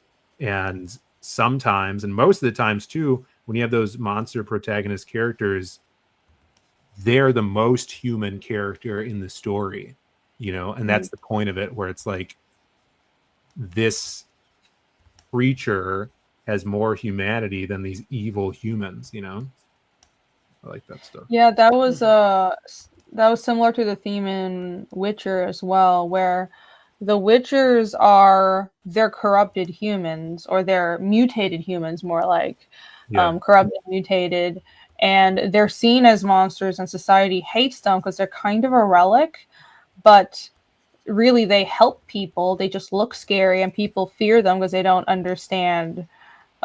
It's like, well, you're a mutated human, so we would be afraid, and a lot of the times the monsters are either not the biggest problem in a storyline, or they're created by human fuckery to begin with, and a lot of Geralt's adventures discover that the biggest monster are humans, is human selfishness. Dun dun dun. You know, you can show a different aspect to like a beast or monster or entity by showing like an effect it has on the environment. So like there's early on in One Punch Man, there's the Your mic's kind of muffled. oh really? Yeah. Yeah, now it's better. You gotta Hope your speak hair wasn't closer. aware. Is it better now? Yeah, no, it's good. Yeah. Early on in One Punch Man, you have the mosquito woman, and she has like swarms of mosquitoes, and she'll like make them fly through, and you have like people who are just like normal people, and then the mosquitoes fly through, and they're obviously like non-blood anymore people that are like Yeah. all sucked in. But like a character could degenerate the environment around them, like things can rot in their path. They could like leave a path of gloom, or trails of blood, or trails of goo. Yeah, that reminds me of how in it's not really a monster. I mean, I guess so. I guess the Shinigami and the forest god in Princess Mononoke is a monster, a benevolent monster, or neutral, benevolent, whatever. And when he would walk across the grass would grow and die with each step. And that was so memorable to me. It imprinted on me. And it indicated that this creature was life and death itself. He was the embodiment of the life and death of the forest. So cool. Yeah, it's so cool. Yeah, they did something that reminds me of in Swamp Thing. They have like sectors of nature, basically. So like Swamp Thing is an avatar of the green, and the green is vegetation and life. And they expanded upon that over the decades with the red. The red is animal life and humanity and stuff. So like Animal Man has power. He gets his powers from the red. And then there's the gray, which is decay. And then I think the black is death. So there's like, they each have like their own hierarchy. And there's the Parliament of Trees, which is like the gods of the green. And they're like these giant living trees that live outside of reality. They did a lot of cool stuff with that series. That does sound pretty dang cool. Daniel asks, what about a monster that heals, but the hero slays it and everything becomes worse? That's a cool idea. And that, I mean, I'm a berserk, but I think that's similar. It's not the same, but it's similar to what's being done in Berserk. Spoilers. It So sounds like something Carnal would do.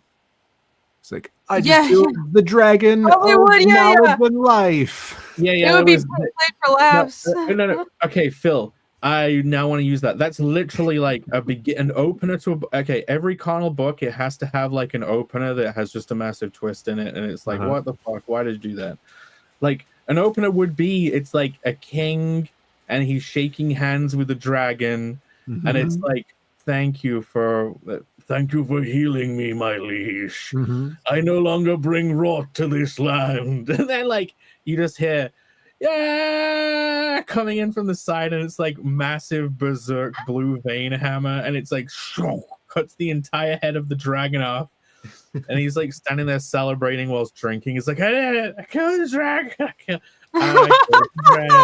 I killed the dragon. And then he would like grab the dragon's head and pull it towards him and said, the dragon is dead. And everyone is horrified. And then but he would leave, and the rest of the characters would he would leave with the head, and then he would just be left, all the characters there silently, like with the trail of blood, like, and then like I guess loads of pestilence would start coming out of the dragon's neck, and they would all run away screaming, and then it would be like cut to Connell selling the head. Like, I got it! I got you the dragon's head! And Slugsy's like, a worldwide pandemic. Yes. A dragon. He's gonna have like a horde of bounty hunters coming after him and not even know why. It's because he's that's very in character. There's literally an arc of Connell called Connell the Bounty Hunter. That might happen. Perfect. You're the bloody son who chopped up all those heads. Yeah, wonderful, Daniel. You just tapped into what Carnal is all about. But it's totally not as similar. But in Berserk, and this is why I like it so much, it's quite layered, because Griffith comes back and the land is like overrun by trolls and monsters, so all the people flee to the one singular safe place on the continent that is Griffith's Citadel. But they don't know that Griffith was the one to cause the monsters to infect the land to begin with. So because he wanted power and he wanted his own kingdom, remember that was his dream, he became a That's god, like- released all these monsters onto the land, and then built a citadel. Is like, I'm here to save you. So good. Yeah, And, that's and good. Guts is trying to kill him, and everybody's like, why are you trying to kill him? He's our savior. Oh no. But no, Sounds like- he's evil. Oh Sounds yeah, like a- yeah, that's cool. Yeah, that's so Yeah. awesome. That's basic Antichrist stuff too, which is good. It Oh, is. yeah, I mean, that's kind of why it rings so true, because it's just that's how you would do it if you were gonna conquer the world. That's just literally how you would do it. But yeah. What I was gonna say, one other thing about it, about if I think of it, I'll tell you guys about. Sounds like a real Oh, jerk. the Antichrist. There was What something jerk? about it. Oh, someone said on Twitter, because they're like, explain how Trump is the Antichrist, and they're like, because Trump is sort of going down the path where it could get to the one world government in like a backdoor way that you don't expect, and you're like, crap, Right. he was our guy, we liked him, and then we got the one world government anyway, and it's the technocracy anyway, the mark of the beast, all that shit, crap. But then people are like, he seems legit though, he's cool, and then the guy's like, yeah, he's cool now, but that's not how Satan does it. Satan uses him as a vessel. Right. He'll go into him later. Oh my He will become God. the Antichrist later. He's not it right now. He's cool right now. I'm like, okay. I've been backdoor concerned about that the entire time because it's like, yeah, this is great, No, it's Elon. Okay, it's Elon. but there's a lot of Antichrist around. If it's just a description of an archetype of person, you know what I mean? People are like, Yeah. oh, there's the one Antichrist. It's like it's probably if the Christ is supposed to be like how to behave perfectly as a man, then the Antichrist is like the complete inverse of that. How to be the least good possible. I Yeah. think we should go into the second half and continue this discussion. We're talking And, about monsters. That's a monster. Yeah, right there, we the monster are, play. but this is clearly, I mean, it kind of is, but we're also I have to just go adding. microwave some cheese anyway. and then- Okay. yeah, then we'll keep it. I'm Yeah. going to play the second for- half, yeah. the cat video. Don't go anywhere, chat. It'll just be a minute, and we'll still be here, so don't leave. The second half will start soon. We'll share some memes and talk more shit about in the Antichrist. Yeah, sure. That's what we're gonna do. Okay, let's go. Where's my? Oh my gosh, StreamYard just fucked everything up. I can't find it. Cat video. Where's my cat?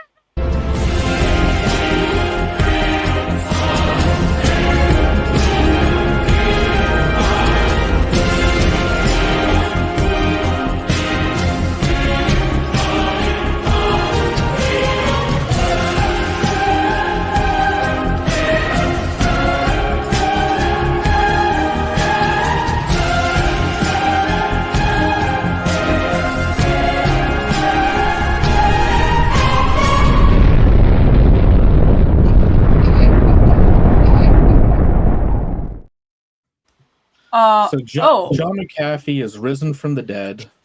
Be right back. To warn about the Antichrist. By the You way, see that? finish the Antichrist thing real fast. One thing that Trump was saying was like, we're going to get Greenland, the Panama Canal, we're going to annex Canada and Britain.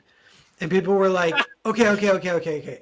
I'm like, some people were like, ooh, I'm so excited. It's awesome. And some people were like, no, wait, we were trying to avoid that this whole time. We do not want a big one world government. Like, stop it. So I don't want to get into it, but if people were to complain about the that made people go, The what? and there was one guy who supercharged that pretty early on. oh yeah, that's true. All right, I'm going to microwave my cheese. I'll be back. Okay. Wait, who was that? Message me. Operation Warp Speed.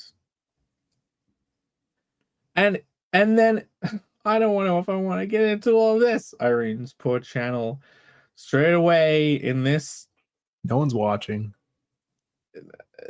straight away, there's a conference about AI gene therapies, custom AI gene therapy, when we're using my patented AI detection thing, and like, oh, okay, so I guess it's just backdooring stuff. I don't want to use all the buzzwords. People know what I'm talking about. And I'm only talking about this while Irene's away, because she'll have a go. Oh, hey. No, sir, you don't. No, we can talk about it. I tend to shy away from talking about current events, but we are in the second half, so whatever. No. Yeah, I don't know. Things could go anyway. I think he has good intentions. I think Trump does. Clearly, a lot of things need to change, but I hope he is influenced by the right people this time. It's been an extremely entertaining week. I know what's going to change. Why has it been? We're all going to find out who killed JFK. I hope that changes. Crazy. JLK Actually files. keeping promises. Did you see that? That's awesome. Imagine defending your borders. Did you know borders need to exist? Oh my God. Did you know men and women are different and they're only men and women? That's biological. I mean, it's crazy. I tried explaining this to my mom. She's like, oh, I don't know. I don't really super like Trump. I understand. There's a lot of my family that doesn't. They don't like him as a person. But it's like, you don't understand how crazy things are on the ground. And that's how bad it's gotten. Like, things need to be fixed. So.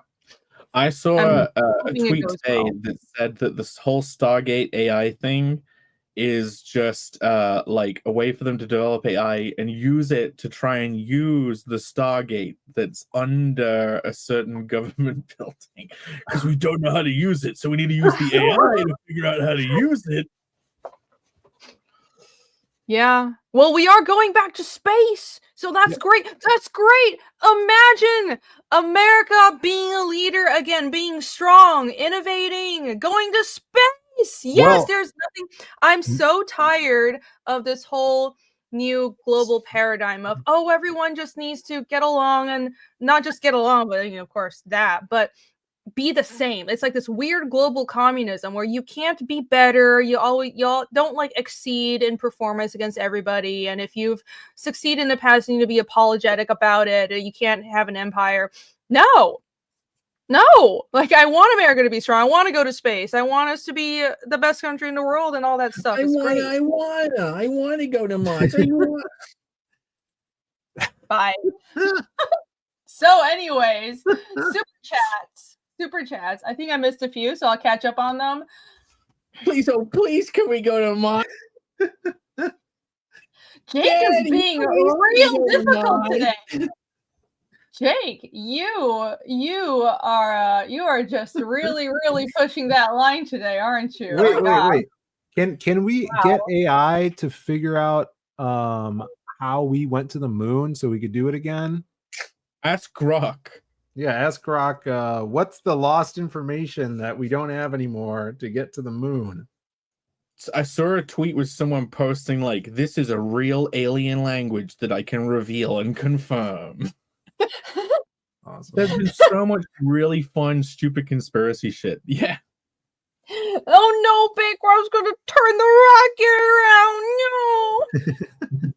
The sheer amount of gaslighting with the whole Elon salutes and it's like, let's talk about anyone who isn't just trying to fake it can tell it's not a thing. Why? It's the dude's autistic. Come on, let's cut him some slack. Oh, what, the salute? Yeah. Oh no, that's completely retarded. I actually can't believe we're still it's been 10 years of Nazi everything. There are no Nazis, you guys. It's ridiculous. It's just people don't think logically. It's insane. But no, it's so dumb. He's a libertarian. It is the opposite. Anyway, I'm so tired of people right now. I can't believe it.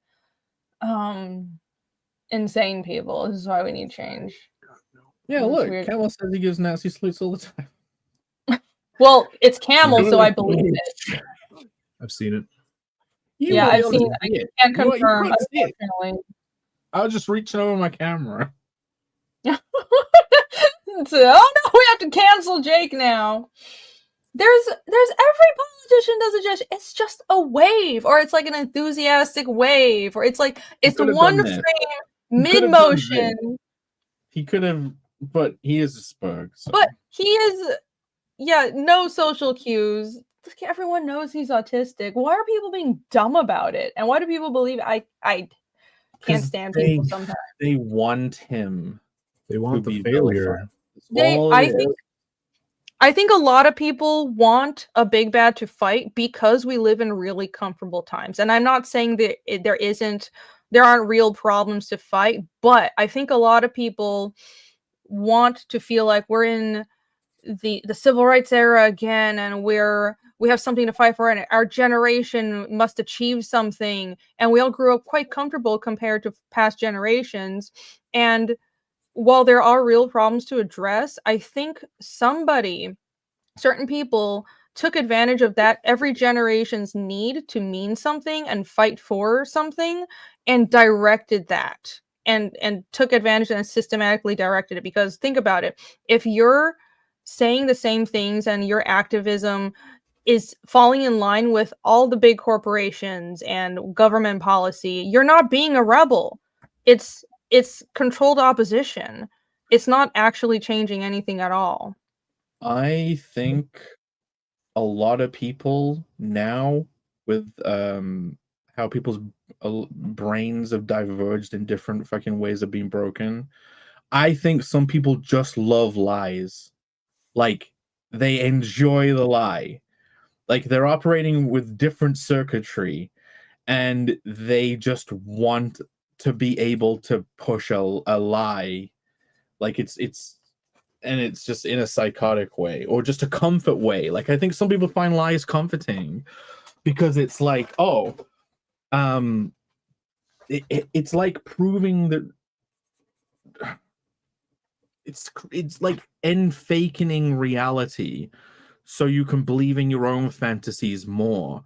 Because the more people you get to believe a lie, the more the world is a fantasy, and the more you can just descend into your own fantasies. I think there's a certain level of, it's like, well, it's hard to admit that you were tricked and you were wrong, and I totally understand that. And so there's a double down and being more and more ridiculous, and it's really hard to break out of. And in that sense, I kind of feel bad for people who would see somebody just doing an awkward wave and be like, Nazi. Yeah, Vanguard said they've been sold on alt-right uprise for 10 years, a complete lie. That is not real. So some people said fear the anything truth. on that team. I think there's a lot of people who just like someone or something, and let's say that person does something wrong, or does something stupid or hypocritical, or goes against what they pretend their beliefs or morals are, right? The people who like them want them to just say the lie, but they just wanted to go, well, they just want their person that they like to say, when I do it, it's cute. Like, I genuinely think there are audiences online that just like want the person they like to just say the lie. Let me continue what I'm enjoying. Like, don't ruin it. Right. I mean, the truth sorry is that people fear the truth. And when it goes against what they've been believing or pushing for the last decade. So to hear that they would rather trick themselves into believing a ridiculous lie than admit the person they hate is right or righteous or a good person, you know? It is hard. It's hard to realize or to admit that the person that they've seen small clips of and read articles on, and you've been looking at a view of a person and certain movements and certain people through a filtered lens of someone is telling you what your opinion should be of them, and you bought into it for so long, it's really hard to go back on that. And so I think it's at a point where a lot of them do want to be lied to because it's comforting, and it's uncomfortable to think of the gravity of the propaganda machine that was behind what could have convinced so many people to not believe what they see, not believe reality, right? That's really scary. But, well, do you want the truth or do you want to feel comfortable? People want to be comfortable. People. Yeah, Camel says, I think this is spot on. It's a lot of people have just been getting their way and pushing as far as I could. Yeah, that's what I was telling my mom. It's like, well, a lot of this is people springboarding off of legitimate civil rights and just going crazy with it, with the certain social issues, and just making life hell for normal people and being completely illogical, like saying women aren't a biological category, etc. So it's just, these people need like a father figure to just step in and be like, stop it. No. It's about time. Just no. Just be normal. Why should we have to put up with this? You get a lot of people looking for father figures that get swept up by antichrist father figures too. Because there's so many of people on the internet.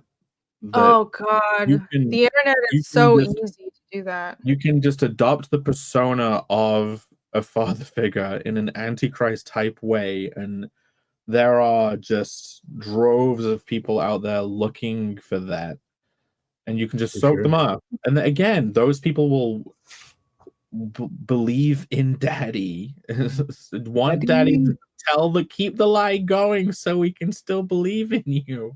Yeah. There's a lot of that too. I do agree with that, Daniel. I don't like the whole it's us versus them. That's not true. We're all Americans. And the thing is, I have a lot of disagreements with people that I went to college with, and like the artist community leans a certain way politically, and I'm different. But like I don't want there to be a problem. And I don't really talk about this stuff with most artists outside of like here, but it shouldn't, saying that this is us versus them immediately shuts down any discussion, and that doesn't help. Because it's not even about left versus right. It's really about, well, what do you think is the establishment that needs to change? Like what's your view? It should be about addressing issues. Paula says politics are gay. We can move on. It's been a very political week, and I don't like talking about politics, but it's been a lot of stuff happening. It's been such an entertaining week. But yeah, the Chungus brothers, we're up to 5 bids. Holy crap-a-moly. Wow. A humble 47 gay British pounds over here. Do you guys want to see the cover for the digital edition? How that's going? Yeah, how's that one going? I think we're at, let me refresh. Ooh. Yep, 11 bids, 86, nice. $100, $100 over here, and nearly $60 over here. So yeah, you can go find tweet those out on the Bay of E. Tweet those out so I could remember to bring them up on my stream tomorrow. Okay, I did already. Okay, let me bookmark them out again. I'll find them. Now I'm free from the tax.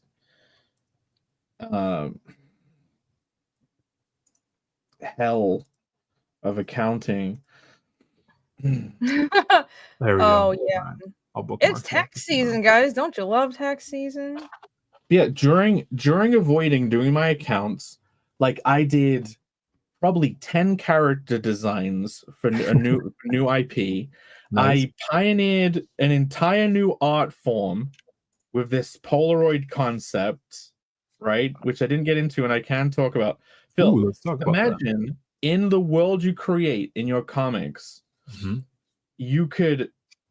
someone could go into that world and take a Polaroid photo, and then it just gets transported back to you, the creator. Like Pokemon Snap. Yeah, like Pokemon Snap. So I just said, Narwhal.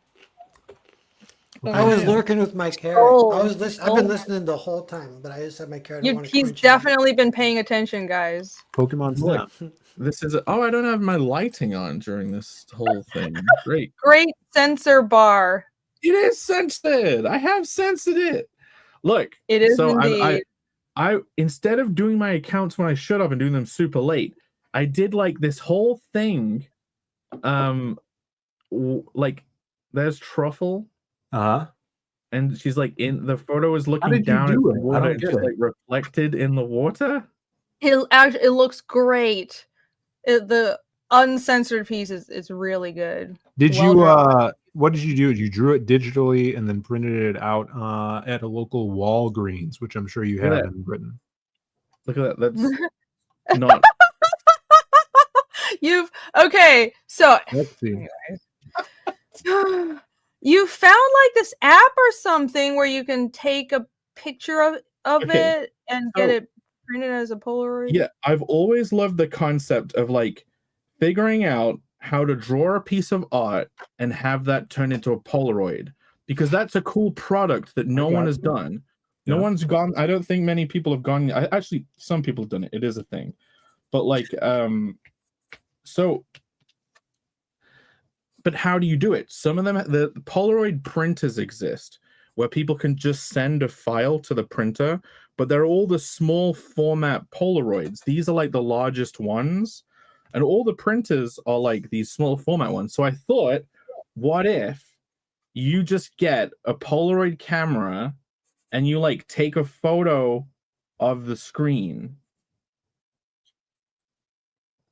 Oh. right? Mm. So Okay. And that's what you did? Well, no. Then after doing some research, it turns out All right. that Polaroid make this thing called the Polaroid Lab, Mm-hmm. where you put the film in, you put your phone on the top of it, and the image is displayed on your phone, and it takes a literal photo. Like there's an app and everything. It takes a photo of the screen of the phone, and then it basically gets developed into an actual Polaroid, not a print. You know what I mean? Yeah. Like I kind of don't. I'm not a fan of prints, but like I love the idea of a Polaroid because it's a proper developed film, and I consider Polaroids in general to be these like cool artifacts of like history and culture. Like it's literally a snapshot of an They're era. one of a kind too. It's a unique item. They are in effect one of a Making a kind. comeback. And but here's the thing. This is what you can't just use any image and run it through it and it's going to look like it. If you were to take like any piece of artwork of one of your like for a page from a comic, it would be really blown out. The colors would be all off. It would either be way too dark or way too light. So I had to go through this trial and error. Oh, like look. Like So Polaroid's like, yeah, good luck. Here you go. Here's the thing. We said how Yeah. to do it. Just try it. How many Polaroids did you waste you know, going 1, through 2, 3, to get 4, the out- one okay. final? It took a pack of 16 to get the final versions of the 2 that I did. I did 2 pieces of art, and they're both here. And these are the final versions. That, because I want to include them on a campaign at some point. These are the 2 that I could like take a bunch of. I'll And give you have 25 it- cents for the ones that didn't work. Yeah, I cool. think those would Okay. be much more valuable. The interesting thing about the ones that didn't work is like I had night shift on, so they're too yellow. Like everything came out too yellow the first time, and I'm like, why are they coming out yellow? And then I realized it's because we took our entire whale model Polaroids. That's great. That's amazing. Yes, exactly. That's Great. great. That's fantastic. No, I my was like, cousin when I one day get Or- married, maybe Yeah. I'll take give everyone Polaroid cameras. They'll be just on the tables, and people can just take them, and then there's like a box for them to put them in at the end. That sounds like a good idea for They'll be some like, kind of. what are these things? No, people know what they are. It's like a little hipstery thing. And my cousin in Taiwan had this little Polaroid machine at her wedding. so people could you could take photos at the wedding and send them to the machine. Just there's a QR code, you send them to the machine, and it would print Polaroids out for you of the wedding. It was really cool. You get That's a cool. machine like that. Yeah, That would be I'm fun to have. thinking- people do art book campaigns. I'm kind of mulling over the idea of doing an experimental campaign where it's like sexy art of popular characters like Tomb Raider, Samus, but you're buying Polaroids.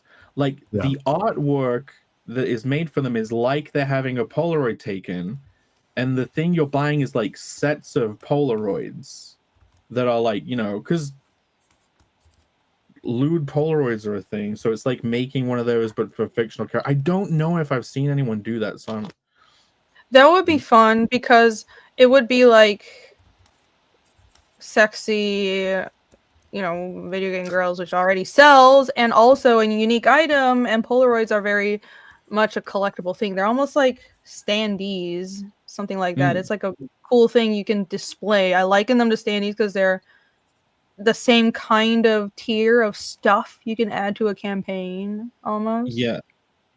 So there's another, I need to really see what the chat thinks of this, because there's another layer to it. Like, what if someone did a piece of artwork that was one of these Polaroids, right? And they only ever made and sold one of them. And it's essentially a one-of-a-kind, like that piece of artwork, it didn't get printed in a book later on. It only ever existed in that one Polaroid photo. And the only way you would advertise it is like taking photos of it from an angle or something. So no one could actually reproduce it. Like, yeah, that's what Dango Soul is saying. If better if the Polaroids were one-off. So the sexy ones you just drew, those two are going to be one-offs. You're not going to I don't currently know. That's the thing. Like I would, if they were to be, I would like shred all of these tests. They would all get shredded. And like, yeah, you would get just one of them because someone can't like scan this, run it through the same system, and get the actual image. Like the photo they get from that would look crap. Unlike, yeah, it would look like it. I would never even post the digital version of the art online. Like it like Phil said a couple of weeks ago, it's like a physical NFT. Oh, did I say? I was about to say that. I said that before. Yeah, you said that before. It's like Glitch prints or whatever, where it's not the original art piece, but it's still a collectible, a unique art item. That's really cool. And yeah, so it's Polaroid's great in immediate. Well, I thought you were gonna say intimate moments. Oopsie.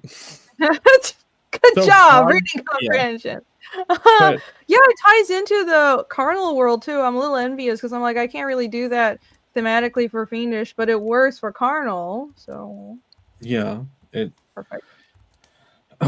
It would be cool to do one-of-a-kind Polaroids of characters from Carnal's world or moments that are happening in the story, but I don't know if people would be into it enough to make it actually viable to do these one-off things. Now, like, go on, Phil. You should make a character in Carnal that is the person that's taking these pictures. Yeah, there is. Oh, okay, cool. Hey, it's great.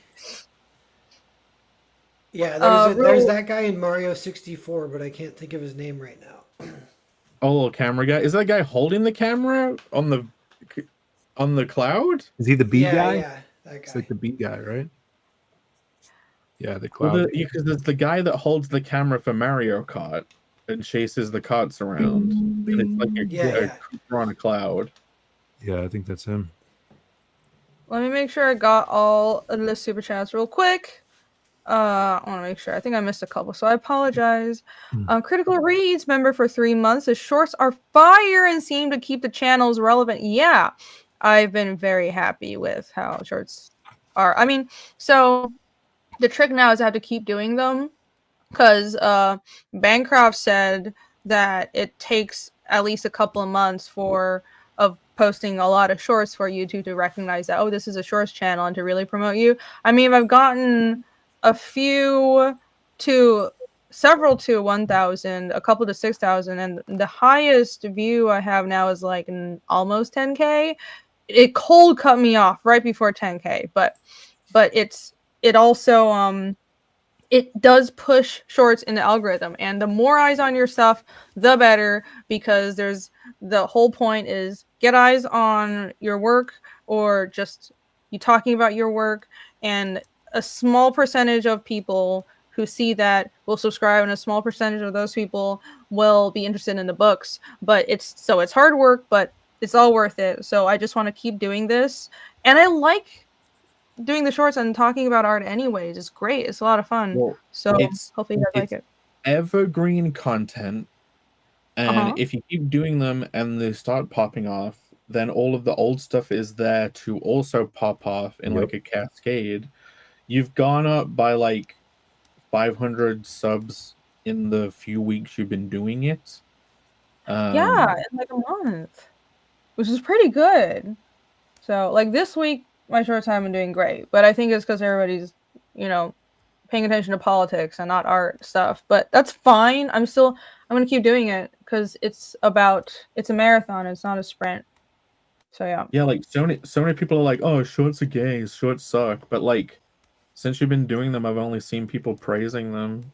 Shorts are people cool, like and they're like, I feel like they're like mini goals and like short-term accomplishments. Like that's how I feel of them, where it's like, oh, I put a short out and it got 1,000 views in 5 hours or whatever. That's awesome. And maybe I get a few subs off of that, and you get, I have shorts that have like a bunch of comments on them now, and that's interaction, whether it's people that are from our streams talking about them or new people, which come in all the time and jump on them. So I've been pretty lucky. I have a lot of I've gotten a pretty good ratio for views to subscribers on the shorts. So that's a new audience, which is always a struggle to find online. And I forgot what else I was gonna say, but so as far as streaming versus doing shorts, I think shorts are a way better time. What do you call it? Investment.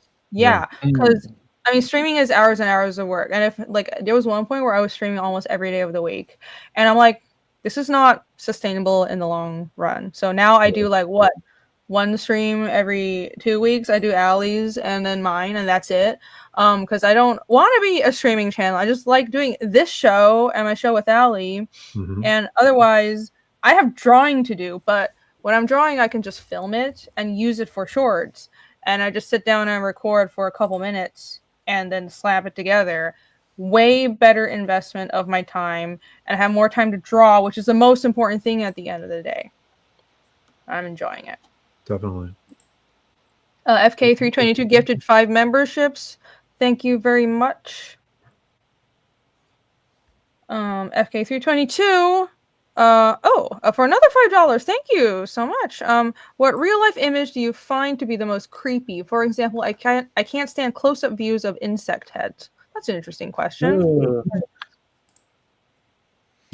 Children's teeth X-rays. Those are so cool and gross. Yeah. Newborn heads. If you look at the skulls, are crazy because they have all their teeth just in the skulls, just embedded. It's like 3 rows of. They look like little monsters. It's great. They're so tiny and cute. Yeah, that's kind of the cheese grater thing for sure. Yeah, it's definitely slightly trypophobia territory, but I think it looks cool. I don't know. I think I have like a high gross tolerance. It's just like, ooh, that's fascinating. Can't think of anything I really don't like. The first trypophobia thing I ever ran into, the most horrific one for me was there. I don't even know if this is real, but there was like some seemingly medical picture of a woman topless, and she had some sort of Ugh. like worm infection around her areola, and I freaked me out as a kid. And that was Okay. like, and so it would look like, imagine beehive hexagons around a nipple on a breast. That's Oh! the nipples. And they were holes in the tissue, and it was the first time I ever Threw up. Imagine Yeah, if you that's guys the vomited. first time seeing Soaking a up all the boob. low hanging fruit. I Projectile don't know if I can vomiting. beat these.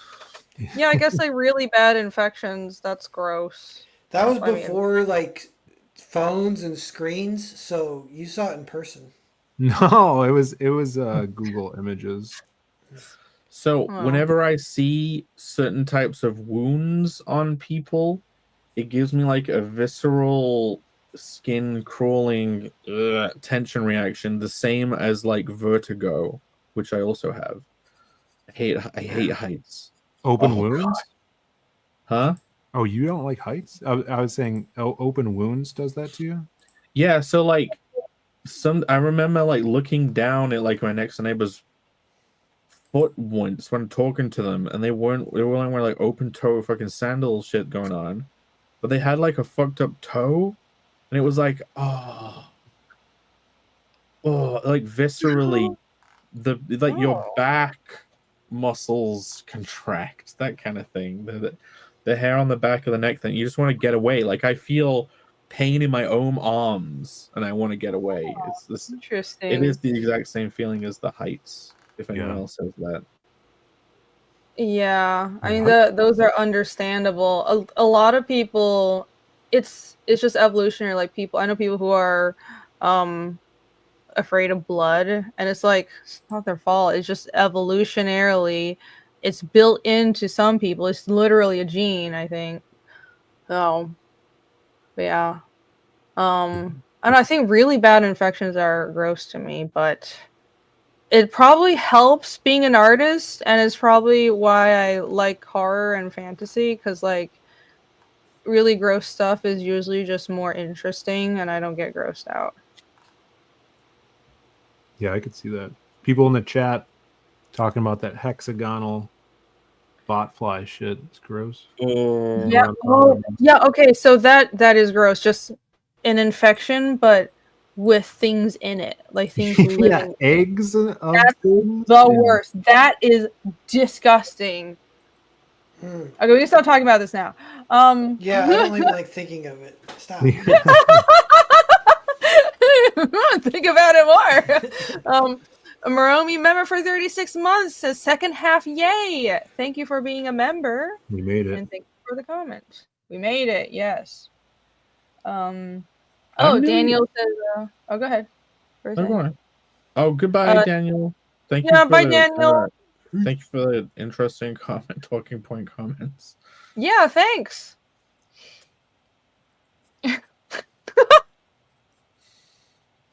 Well, yeah, you can just that'll be a great title. Honestly, the Trick with Shorts is interesting titles, and that's so hard. It has to be perfect. There is for real an art to making these Polaroids and adjusting them. By the way, like these look absolutely effing perfect. If you saw them in real life, it would look like a photo taken from that world. Like they look pristine, but my God, it is difficult. The image that I put that goes on the screen to make these look shit. Yeah. Like it looks so bad. It looks flat. It has like no range because the range gets buffed out, right? It gets amplified. Yeah. But certain colors Awesome. get lighter and darker differently. So Oh, what a nightmare. Well, that's how you had like 60 discarded ones. You did it though. Amazing. Yeah. Aviator says, I still can't comment on your shorts and similar on Bankrupt. Must be my phone. I guess so. I thought I saw you comment on a short today. Bless you. Check But my maybe shorts, you were Aviator. replying. Check my shorts. Yeah. Those channels Eat my different. I tried to mute it in time, but I couldn't get to it. You didn't. You did not even try. My body Yeah. started convulsing. I was reaching for the mouse. to remove No, he sneezed and then like went like this. this. Like that I got crying. Elon You were like, Muskified. I went like this. Yeah. He like Nazi saluted that sneeze, man. Whoa. What's going on over here? Sorry, Ellie. We are talking about monsters. I don't know what else. Someone screenshot that narwhal. Cancel Narwhal. Cancel him. Oh, So he's like, already been canceled. Whatever. this is like the difference between the first and the last ones on these, so you can see the difference. Oh wow, that's a huge. Yeah, look, she was so. They're supposed to be blue, and she was totally just gray. Wow. And all that orange too. Yeah, that was from the I night. kind of like how glossy it is. I like glossy. Yeah, it's like a real. It's not just some print, right? Like it's an artifact. Never had a chance. Oh no. Oh well, whatever. Who cares about being canceled now? It's lame. We don't do that here. Narwhal's the chosen one. Yes, Narwhal's the chosen one. I'm gonna pull up. someone Speaking of the say that? chosen one, I'm gonna pull up some Like campaign. Anakin? Huh? Anakin style chosen one. Yeah. Yeah. Yeah, You're definitely. supposed to be the chosen one. Where's the Vatican City? Is there a link? I know I've asked this before for Vatican That's what I City. wanted to say about my week. I finally called up the gosh dang comic shop and was like, "Hey, do you still do like the floppy comics?" And he's like, "Yeah." Of course. People like order them in and stuff. He's like, "Let me have a look. What do you want?" And I'm like, can you look up Vatican City by Mark Miller and can you get like every cover?" It's like I'm seeing there's only 3 covers. I'm like, yeah, those. Uh-huh. Nice. Like however many there are, yes. The answer is yes. Oh no, yeah, because he was trying to clarify if there was like buy 20 get 1 as the super rare cover. Oh, So- yeah. Oh. No, there's just Right. 3, I think, for the first issue. Jeez. And you have the previews book with an N, right? Yeah. Yeah, Jeremy Lott DM'd me, and he lives in Bellingham, which is in Washington State. Although we haven't hung at a convention yet, but we're kind of He's an old Pals school from way guy. back in the day. I haven't seen him around in a really long time. Yeah, he's like out there, but he's not like super active or whatever. And he mailed me. He saved it for me, and because I think he might. I don't know if he works at a comic shop or he just frequents one in Bellingham, but he saved it and mailed it to me. So that was awesome. That's dope. Cool. Thank you for posting the link, Alex VRB. I'm We gonna gotta pull that up. Everyone watching, we got to get 50,000 sales. 'Cause I that's think when it's considered a Yeah. success. All 50,000 people watching my stream right now. You know, you must say Vatican City. Right now. Yeah. Ever. I don't know what There to we do other than like manifest it. That's true. Manifest it. I'm pretty sure I Speak wouldn't it set into that truth. goal and go on the project without being able to very easily envision that he'll hit that goal. I can't imagine it's like, oh fuck, if we don't do this, we're screwed. Like, You know what else I think? If it is like a hit, that would be good because Mark Miller kind of took a chance a little bit. One frame on this is like he took a chance on a crowdfunding creator, someone who came from crowdfunding, which is Right. kind of rare. Like I feel like that I might be the first, or like I'm one of the first, and that we would like more of that. That would be fun to have those bridges built and some back and forth between mainstream and crowdfunding. And if this is a smash hit, then we definitely will have more of it. So, but the one thing it can't be is a total disaster. Then it's all over. So, Yeah. Yeah, I'm gonna be Like, really mad at you if it's a disaster. yeah. Yeah, well, I'll blame you specifically and personally. People- Everyone in the mainstream were like, "Oh, that didn't work." Back to Yeah, the Elephant for Graveyard crowdfunding. crowdfunding. I mean, I'm glad that I haven't thought of it from the crowdfunding perspective, but there has kind of been a differentiation between, well, do you work for publishers or are you a crowdfunding creator? And it's been like, well, you're kind of two separate comic industries almost, but I don't think it shouldn't be that way because it's all comics, and it is really cool that he is crossing over and hiring you because you've only done crowdfunding comics. So I'm really hoping this is a success because I mean, at the end of the day, we're all making comics, and I mean, if projects could jump between both forms of publishing, like why not just do whatever's good for the project? It doesn't matter. Mainstream creators are already doing that. Like Sean Gordon Murphy has gone to crowdfunding, and like a bunch of others. But it doesn't really go the other way, and I think it kind of should a little. Well, it's a little sad because there are so many crowdfunded comics that are really good, but the mainstream will never will never recognize them. I hope is starting to change, and it's more that it's sort of because I can't even fault them. The industry was built around publisher comics, and that's seen as the main thing. But if you're talking about quality of work, it's not. There's a lot of good stuff in the indies as well, so that makes sense. Words make sense. Anyways, I like to see more crossovers and more interflow. There you go. Can we get this in UK Comics Shop pre-order next week, hopefully? Yes. Oh, I think it is. I think so, because it's Mark Miller, so definitely. Yeah. And I'm in England and I'm getting it in a UK comic shop, so you definitely can. Yeah. And imagine so. You did. I got 5 pages to color, and then it's done. So I'm almost done. Cool. I've already started to get the dopamine or whatever, like the feeling good. And I didn't always I was real nervous at the beginning of this job. I was so nervous, some imposter syndrome or whatever. But I'm really happy basically with in issue 1 there's like one page I don't like, I think, but it's already gone to print, so I can't fix it. I'm going to live with that. And then but I kind of feel like I got better as I went, and I'm just really happy with it's all drawn traditionally, inked on 11x17 with 102 nib. So it just kind of looks cool. I just really like the art. I liked creating it. You need to keep that going. It looks kind of original in a way, I guess. It's like a little, now that you've honed those skills over 3 intense issues of drawing it, you really should just keep hitting that beach ball up into the air with that physically drawn style. Yeah, I think I'm going to keep doing. I'm going to do multiples if I can, depending on how much time I have. But I'm definitely Percival. I'm just gonna transfer the style straight up, I think, and keep doing Percival. Cool. Start doing Percival. I think that'll fit. It's interesting because Vatican City thematically is similar to Percival, so that probably is you're training for that project as well by drawing this.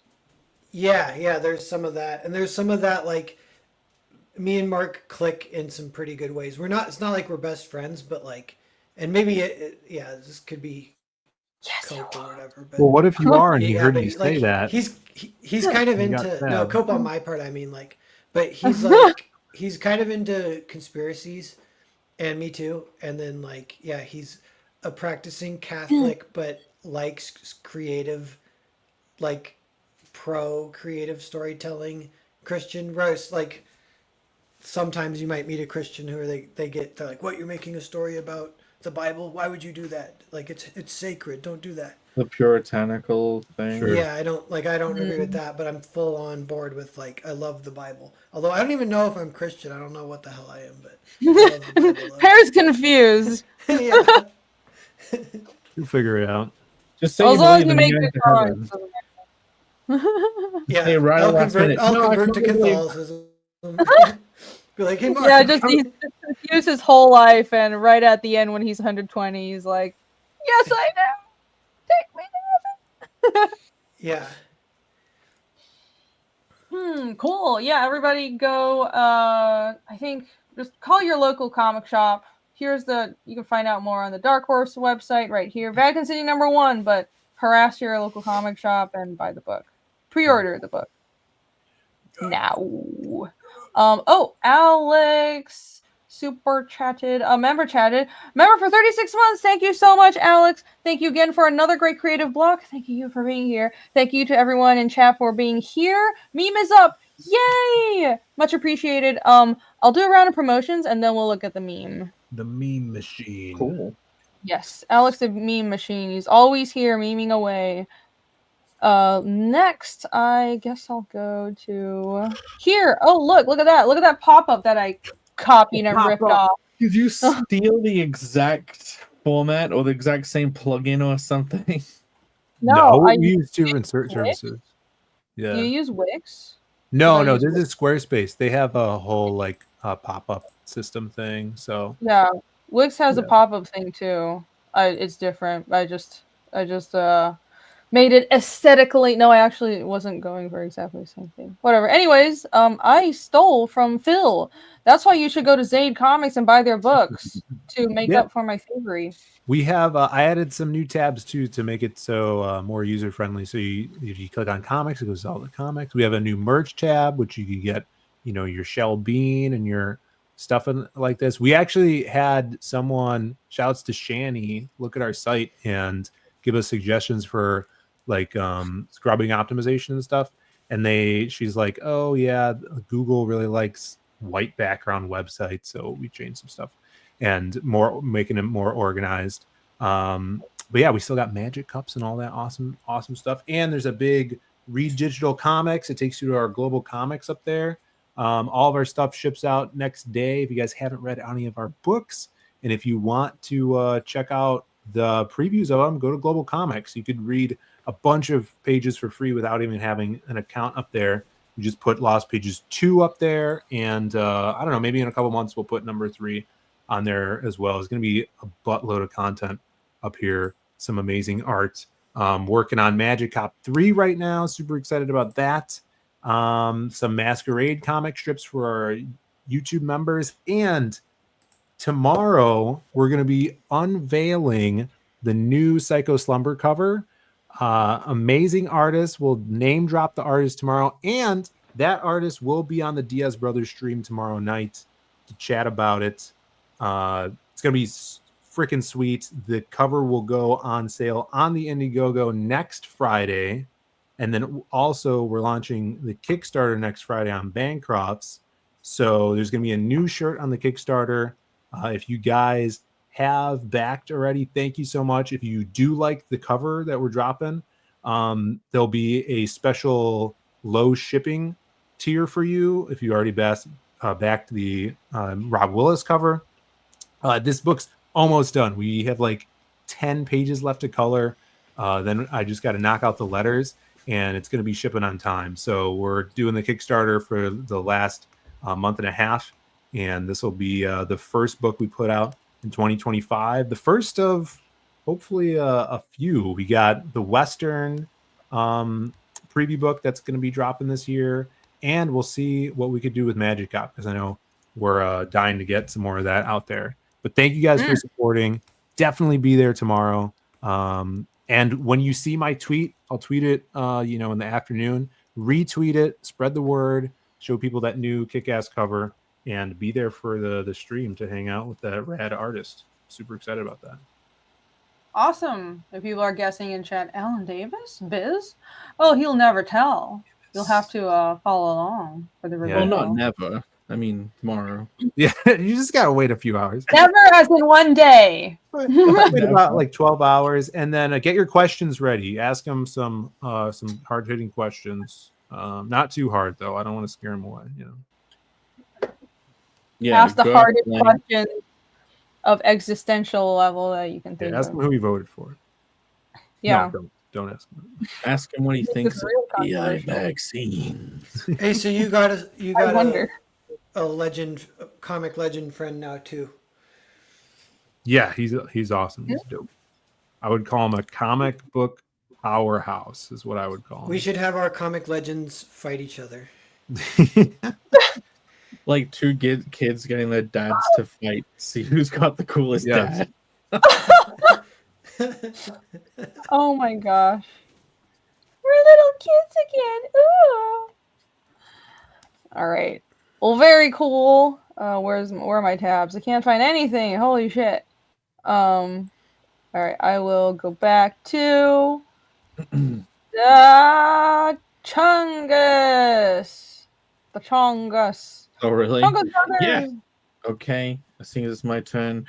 The auction ended for the DD piece. It was won by an individual who will not be doxxed, but thank you to that individual who will not be doxxed. There are now 2 new pieces up.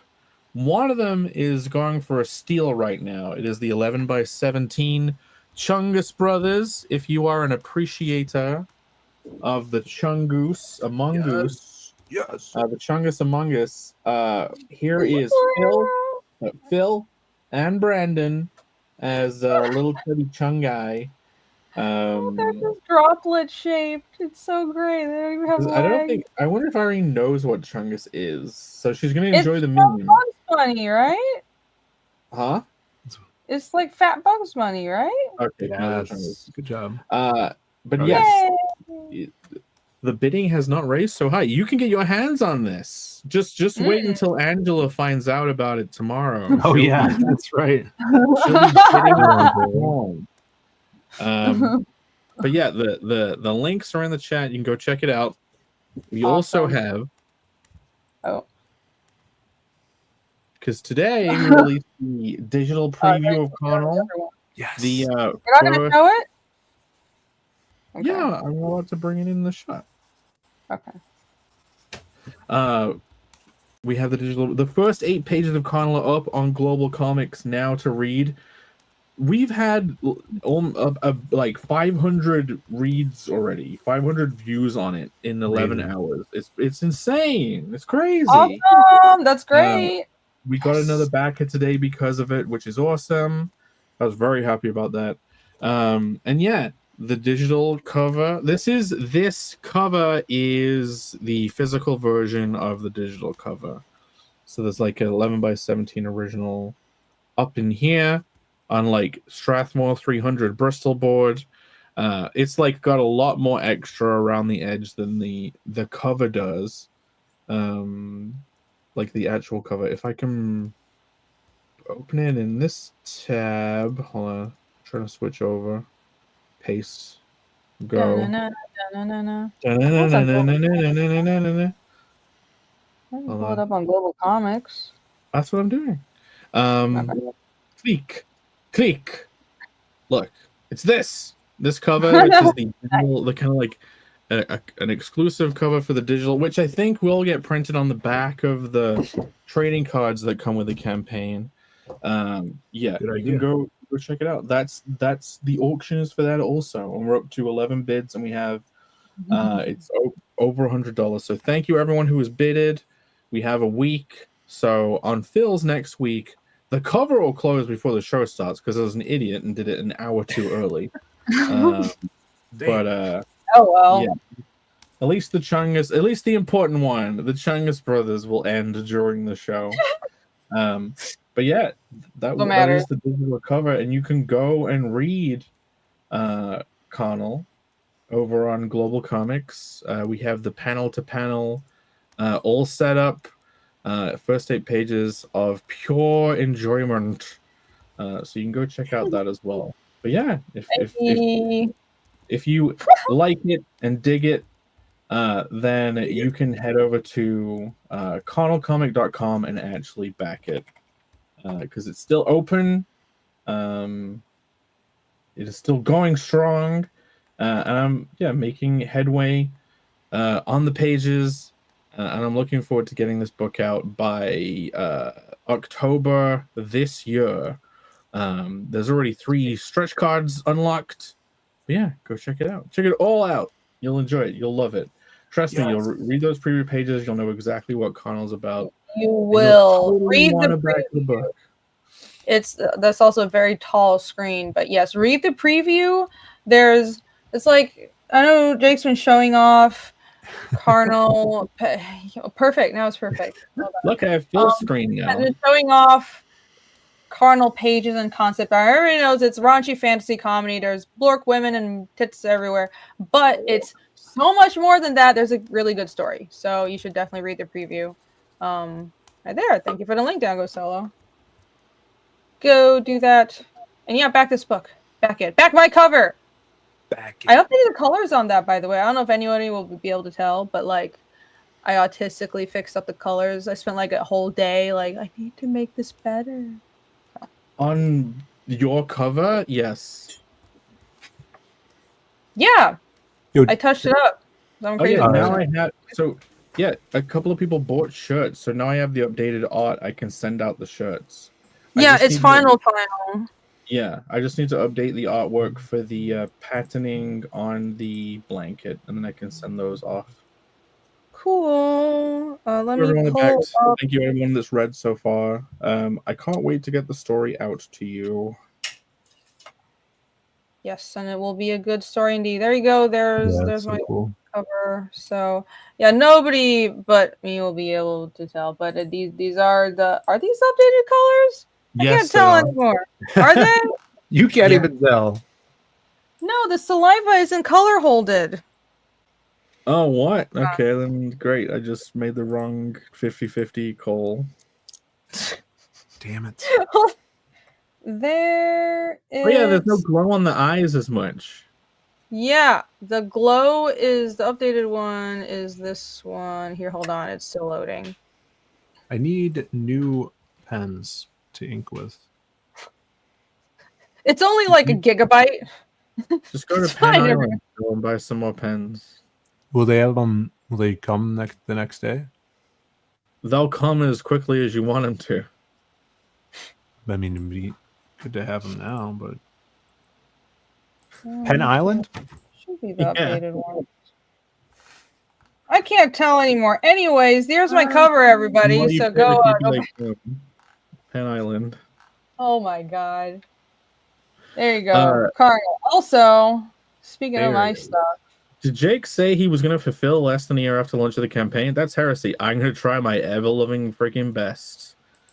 it's a year from campaign launching because you launched in October, right? Yeah, late October. It'll be less than a year. It'll be under a year. Fingers crossed if I can get it done. Fingers crossed. What's this? Oh. Oh yeah, I just saw this before the stream. I need to retweet this. This is awesome. Fucking Dillard killing Dillard. it. Yeah. That looks like only part of it. Yeah, he's not done yet. He said Oh it's my a whip. God. That's awesome. Oh my gosh. Yeah, it's dope. Oh, it's so cool to get fan art. Oh, honestly, that is the best feeling as a creator when someone takes time out of their day, puts effort in, and draws your characters. It is the best thing ever. So thank you, Dillard, and thank you whoever commissioned him for that. I'm very happy. Probably Alex. Alex, I would imagine. It's probably Alex. Thanks, Alex. But he did. I don't know if you saw it. This is a few months ago. He did Jasmine. Manga. Alex drew Ooh, that? Cool. Dillard, but he just did this randomly, and I'm like, I have to buy that from you, so I bought it from him. But yeah, and Yeah. that's hand colored too. His hand coloring is The awesome. question is, Oh. did he Nice. use that pen to draw it? That is a good question. Now I don't know. that's Probably changed not. like how I see the world. I don't trust anything anymore. I wish I had that No. pen right now. It's not about what tools you actually use. It's about tricking people into, ooh, that's a real drawing that you drew with your real hands? Wait, yeah. Weird. Maybe- Like, yeah. maybe people should take cues from Trump and like send the pen they drew the piece with the piece. Just like, that would be funny. I wonder if people would be, I don't know. That's not really the same level though, is it? Like, none of us are famous or Trump, Sure. but You see, hey, if you guys want it. he signed the order that was the JFK document release, and he hands the pen. He says, "Get that to RFK." Did he say that or no? Yeah, he said, "Give that to RFK Jr." That's awesome. Man, That is That's awesome. cool. That is pretty cool. Did you? I know what it was so funny watching him talk to the World Economic Forum and just say, "You're all a bunch of losers." I enjoy the levels of not giving a shit. I'm taking the most epicest of shit on all of you right now, and there's nothing you can do about it. We really get along, but you're really all fucked up. My best friend, the Prince of Wherever, is giving me $50 billion for no reason. Oh my gosh. But yes. Yeah, if you guys want to buy art from us, I wanted to send you our tools. Sure, I'll send my useless pens to you guys as well. Let's see. Oh, do I have original art too? No, all my original art was sold at auction. So, but what I have been working on once again, dun dun dun, are shorts. Oh my gosh. Sharks? If Oh, let's shorts. see, shorts. Yeah, shorts, not shirts. This week has been brutal. I haven't been getting that many views, but oh well, it is what it is. Let's see. If what am I drawing in this one? So yeah, if you guys want to see some of my progress on Fiendish 3, I am chugging away on this. I got like a lot of other commissions and shit to do, but I've been hitting a page every 2 days ish, like a day for pencils and a day for inking. And over last weekend, I did a whole page in a day. And I draw pretty detailed, so I think I'm pretty happy with that pace. I am hitting the ground running. I'm going to get as much done as possible before launch, so I'm pretty happy with it. And I'm putting a lot of that process in the shorts. So go look at all this stuff, all these shorts, and me blabbing and then drawing as well. What you should do is you should take like the video from filming all of it that you would usually put in a short, but you should like make a really long video So and put it up as a normal video. Is that's happening? Wow, amazing! What a great idea, Jake. How prescient of you that I am actually doing that, and that will be coming out. You definitely didn't have any knowledge about that beforehand. Yes, I'll have some time-lapse videos going up as well, because like I don't have time to make long-form videos, but I'm just gonna slap like the full process for these pages up, and I have like 4 of them scheduled already. So if you enjoy that kind of stuff, I've heard people like to put them on in the background while they draw. It's like a draw along kind of thing, and I have like nice music and stuff. So yeah, look out for that. Subscribe and make sure you don't miss out on that, and give me likes, because that makes me happy. Put prescient. Okay, English is hard. Sure. Also, British prescient. Also, I updated the Fiendish website. Look how pretty it looks. Look at it. It's so nice. I have the books front and center now. There's 3 chapters of Fiendish. Chapter 1, 2, and 2.5. That's the little Gaiden side story. And I'm working on chapter 3 now. So it's technically the 4th book. We already have 3 books out. But all of these books are available on the store. If you place an order, we'll ship them within a week or so. And we have tons of stock with RJ and some with me as well. So you can go here. Look at this website. It's beautiful. It's beautiful. I'm so happy with it. And don't forget, sign up for our email list. I'll be launching Fiendish 3 this year. So the best way to not miss that is by signing up for the email list. And of course, I have more stuff in the shop if you actually go there. Yeah, there's like all kinds of other cool stuff. Bags and shirts. And oh, hey, like the hoodie that I'm wearing right now. Look, amazing. This is on the store. So you can order all this merch right on fiendishcomic.com. Thank you. Camel Moon wants a link. No, because we're wrapping up and we're looking at the meat. Denied. It's meme time for Time. For Why did you what? click Uh-huh. springtime very for Hitler. much. But it's meme Oh yeah, time. on Global Comics. There, that too. I am so bad at doing my round of promotions. This is absolutely terrible. But anyways, yes, Phoenix is also available on Global Comics. All right. I guess Jake just took initiative to pull up the meme. Cool. Well, It's meme time, I heard. It is meme I'm time. very glad that Alex mustn't have been here when I said his face is so bloody I can't tell he was black comment, and it has not made it into the meme. You know, Well, now he's gonna do a follow-up meme. He was just doing you a solid on that one. Phil's quote says, "Don't quote me," and he immediately got quoted. Let that be a lesson to you, Phil. Damn. Where is that? Okay, you should know Oh, better. there we go.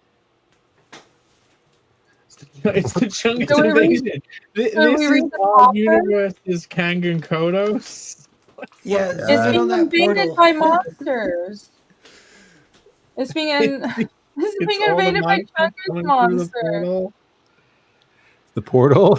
No. It's the Stargate using the AI to get it to work, and it brings This- through all the monsters. The dominant meme comes through. Always. Cheese grater monsters are terrifying to tryptophobes. How dare you? Napoleon Thunderbird Party. Yeah, Thunderbird Party. Amazing. It's French, Oh I my think. gosh. These monsters Okay. are horrible. That one by your face is the worst. It's just a ball of holes. Whose face? Oh, Thunder Party. That is disgusting and great. it's a tryptophobia It's definitely leg tryptophobia. ball. That looks fun to draw, though. A tryptophan ball. This guy's trying to sell us a sword. You like this Definitely sword? Does he have a foot sticking out of his ass? Pick up the sword. That's the old ass foot. It is an Still- ass. Oh my god, look! There's Shinigami behind the. Yeah. I forgot that guy's name too. It's all the but there you go. demons, yeah. Uh-huh. What else we got? I mean, we got Delve thingy from thingy and thingy from thingy and thingy from thingy. More thingies from thingy. Big chunk. Wow, you're very knowledgeable about anime. Great job identifying. From Dreamland, the Shimigami from Death Note, and the Beast of Bloodhaven from Bloodborne. Uh-huh. The Bloodback Beasts, whatever they're called. The blood You back. guys are very beast. good, Do but- these guys get locked in an eternal battle to figure out who is the dominant meme between them? Yeah, of course. Big Chungus is the dominant meme. But what if we're all Big Chung guy? We're actually all fat. Okay, Like let's see. outside of the camera, we're all 300 pounds. Yeah, Somewhat, imagine yeah. that.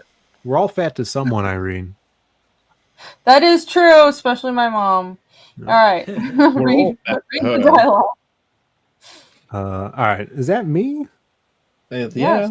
This is me.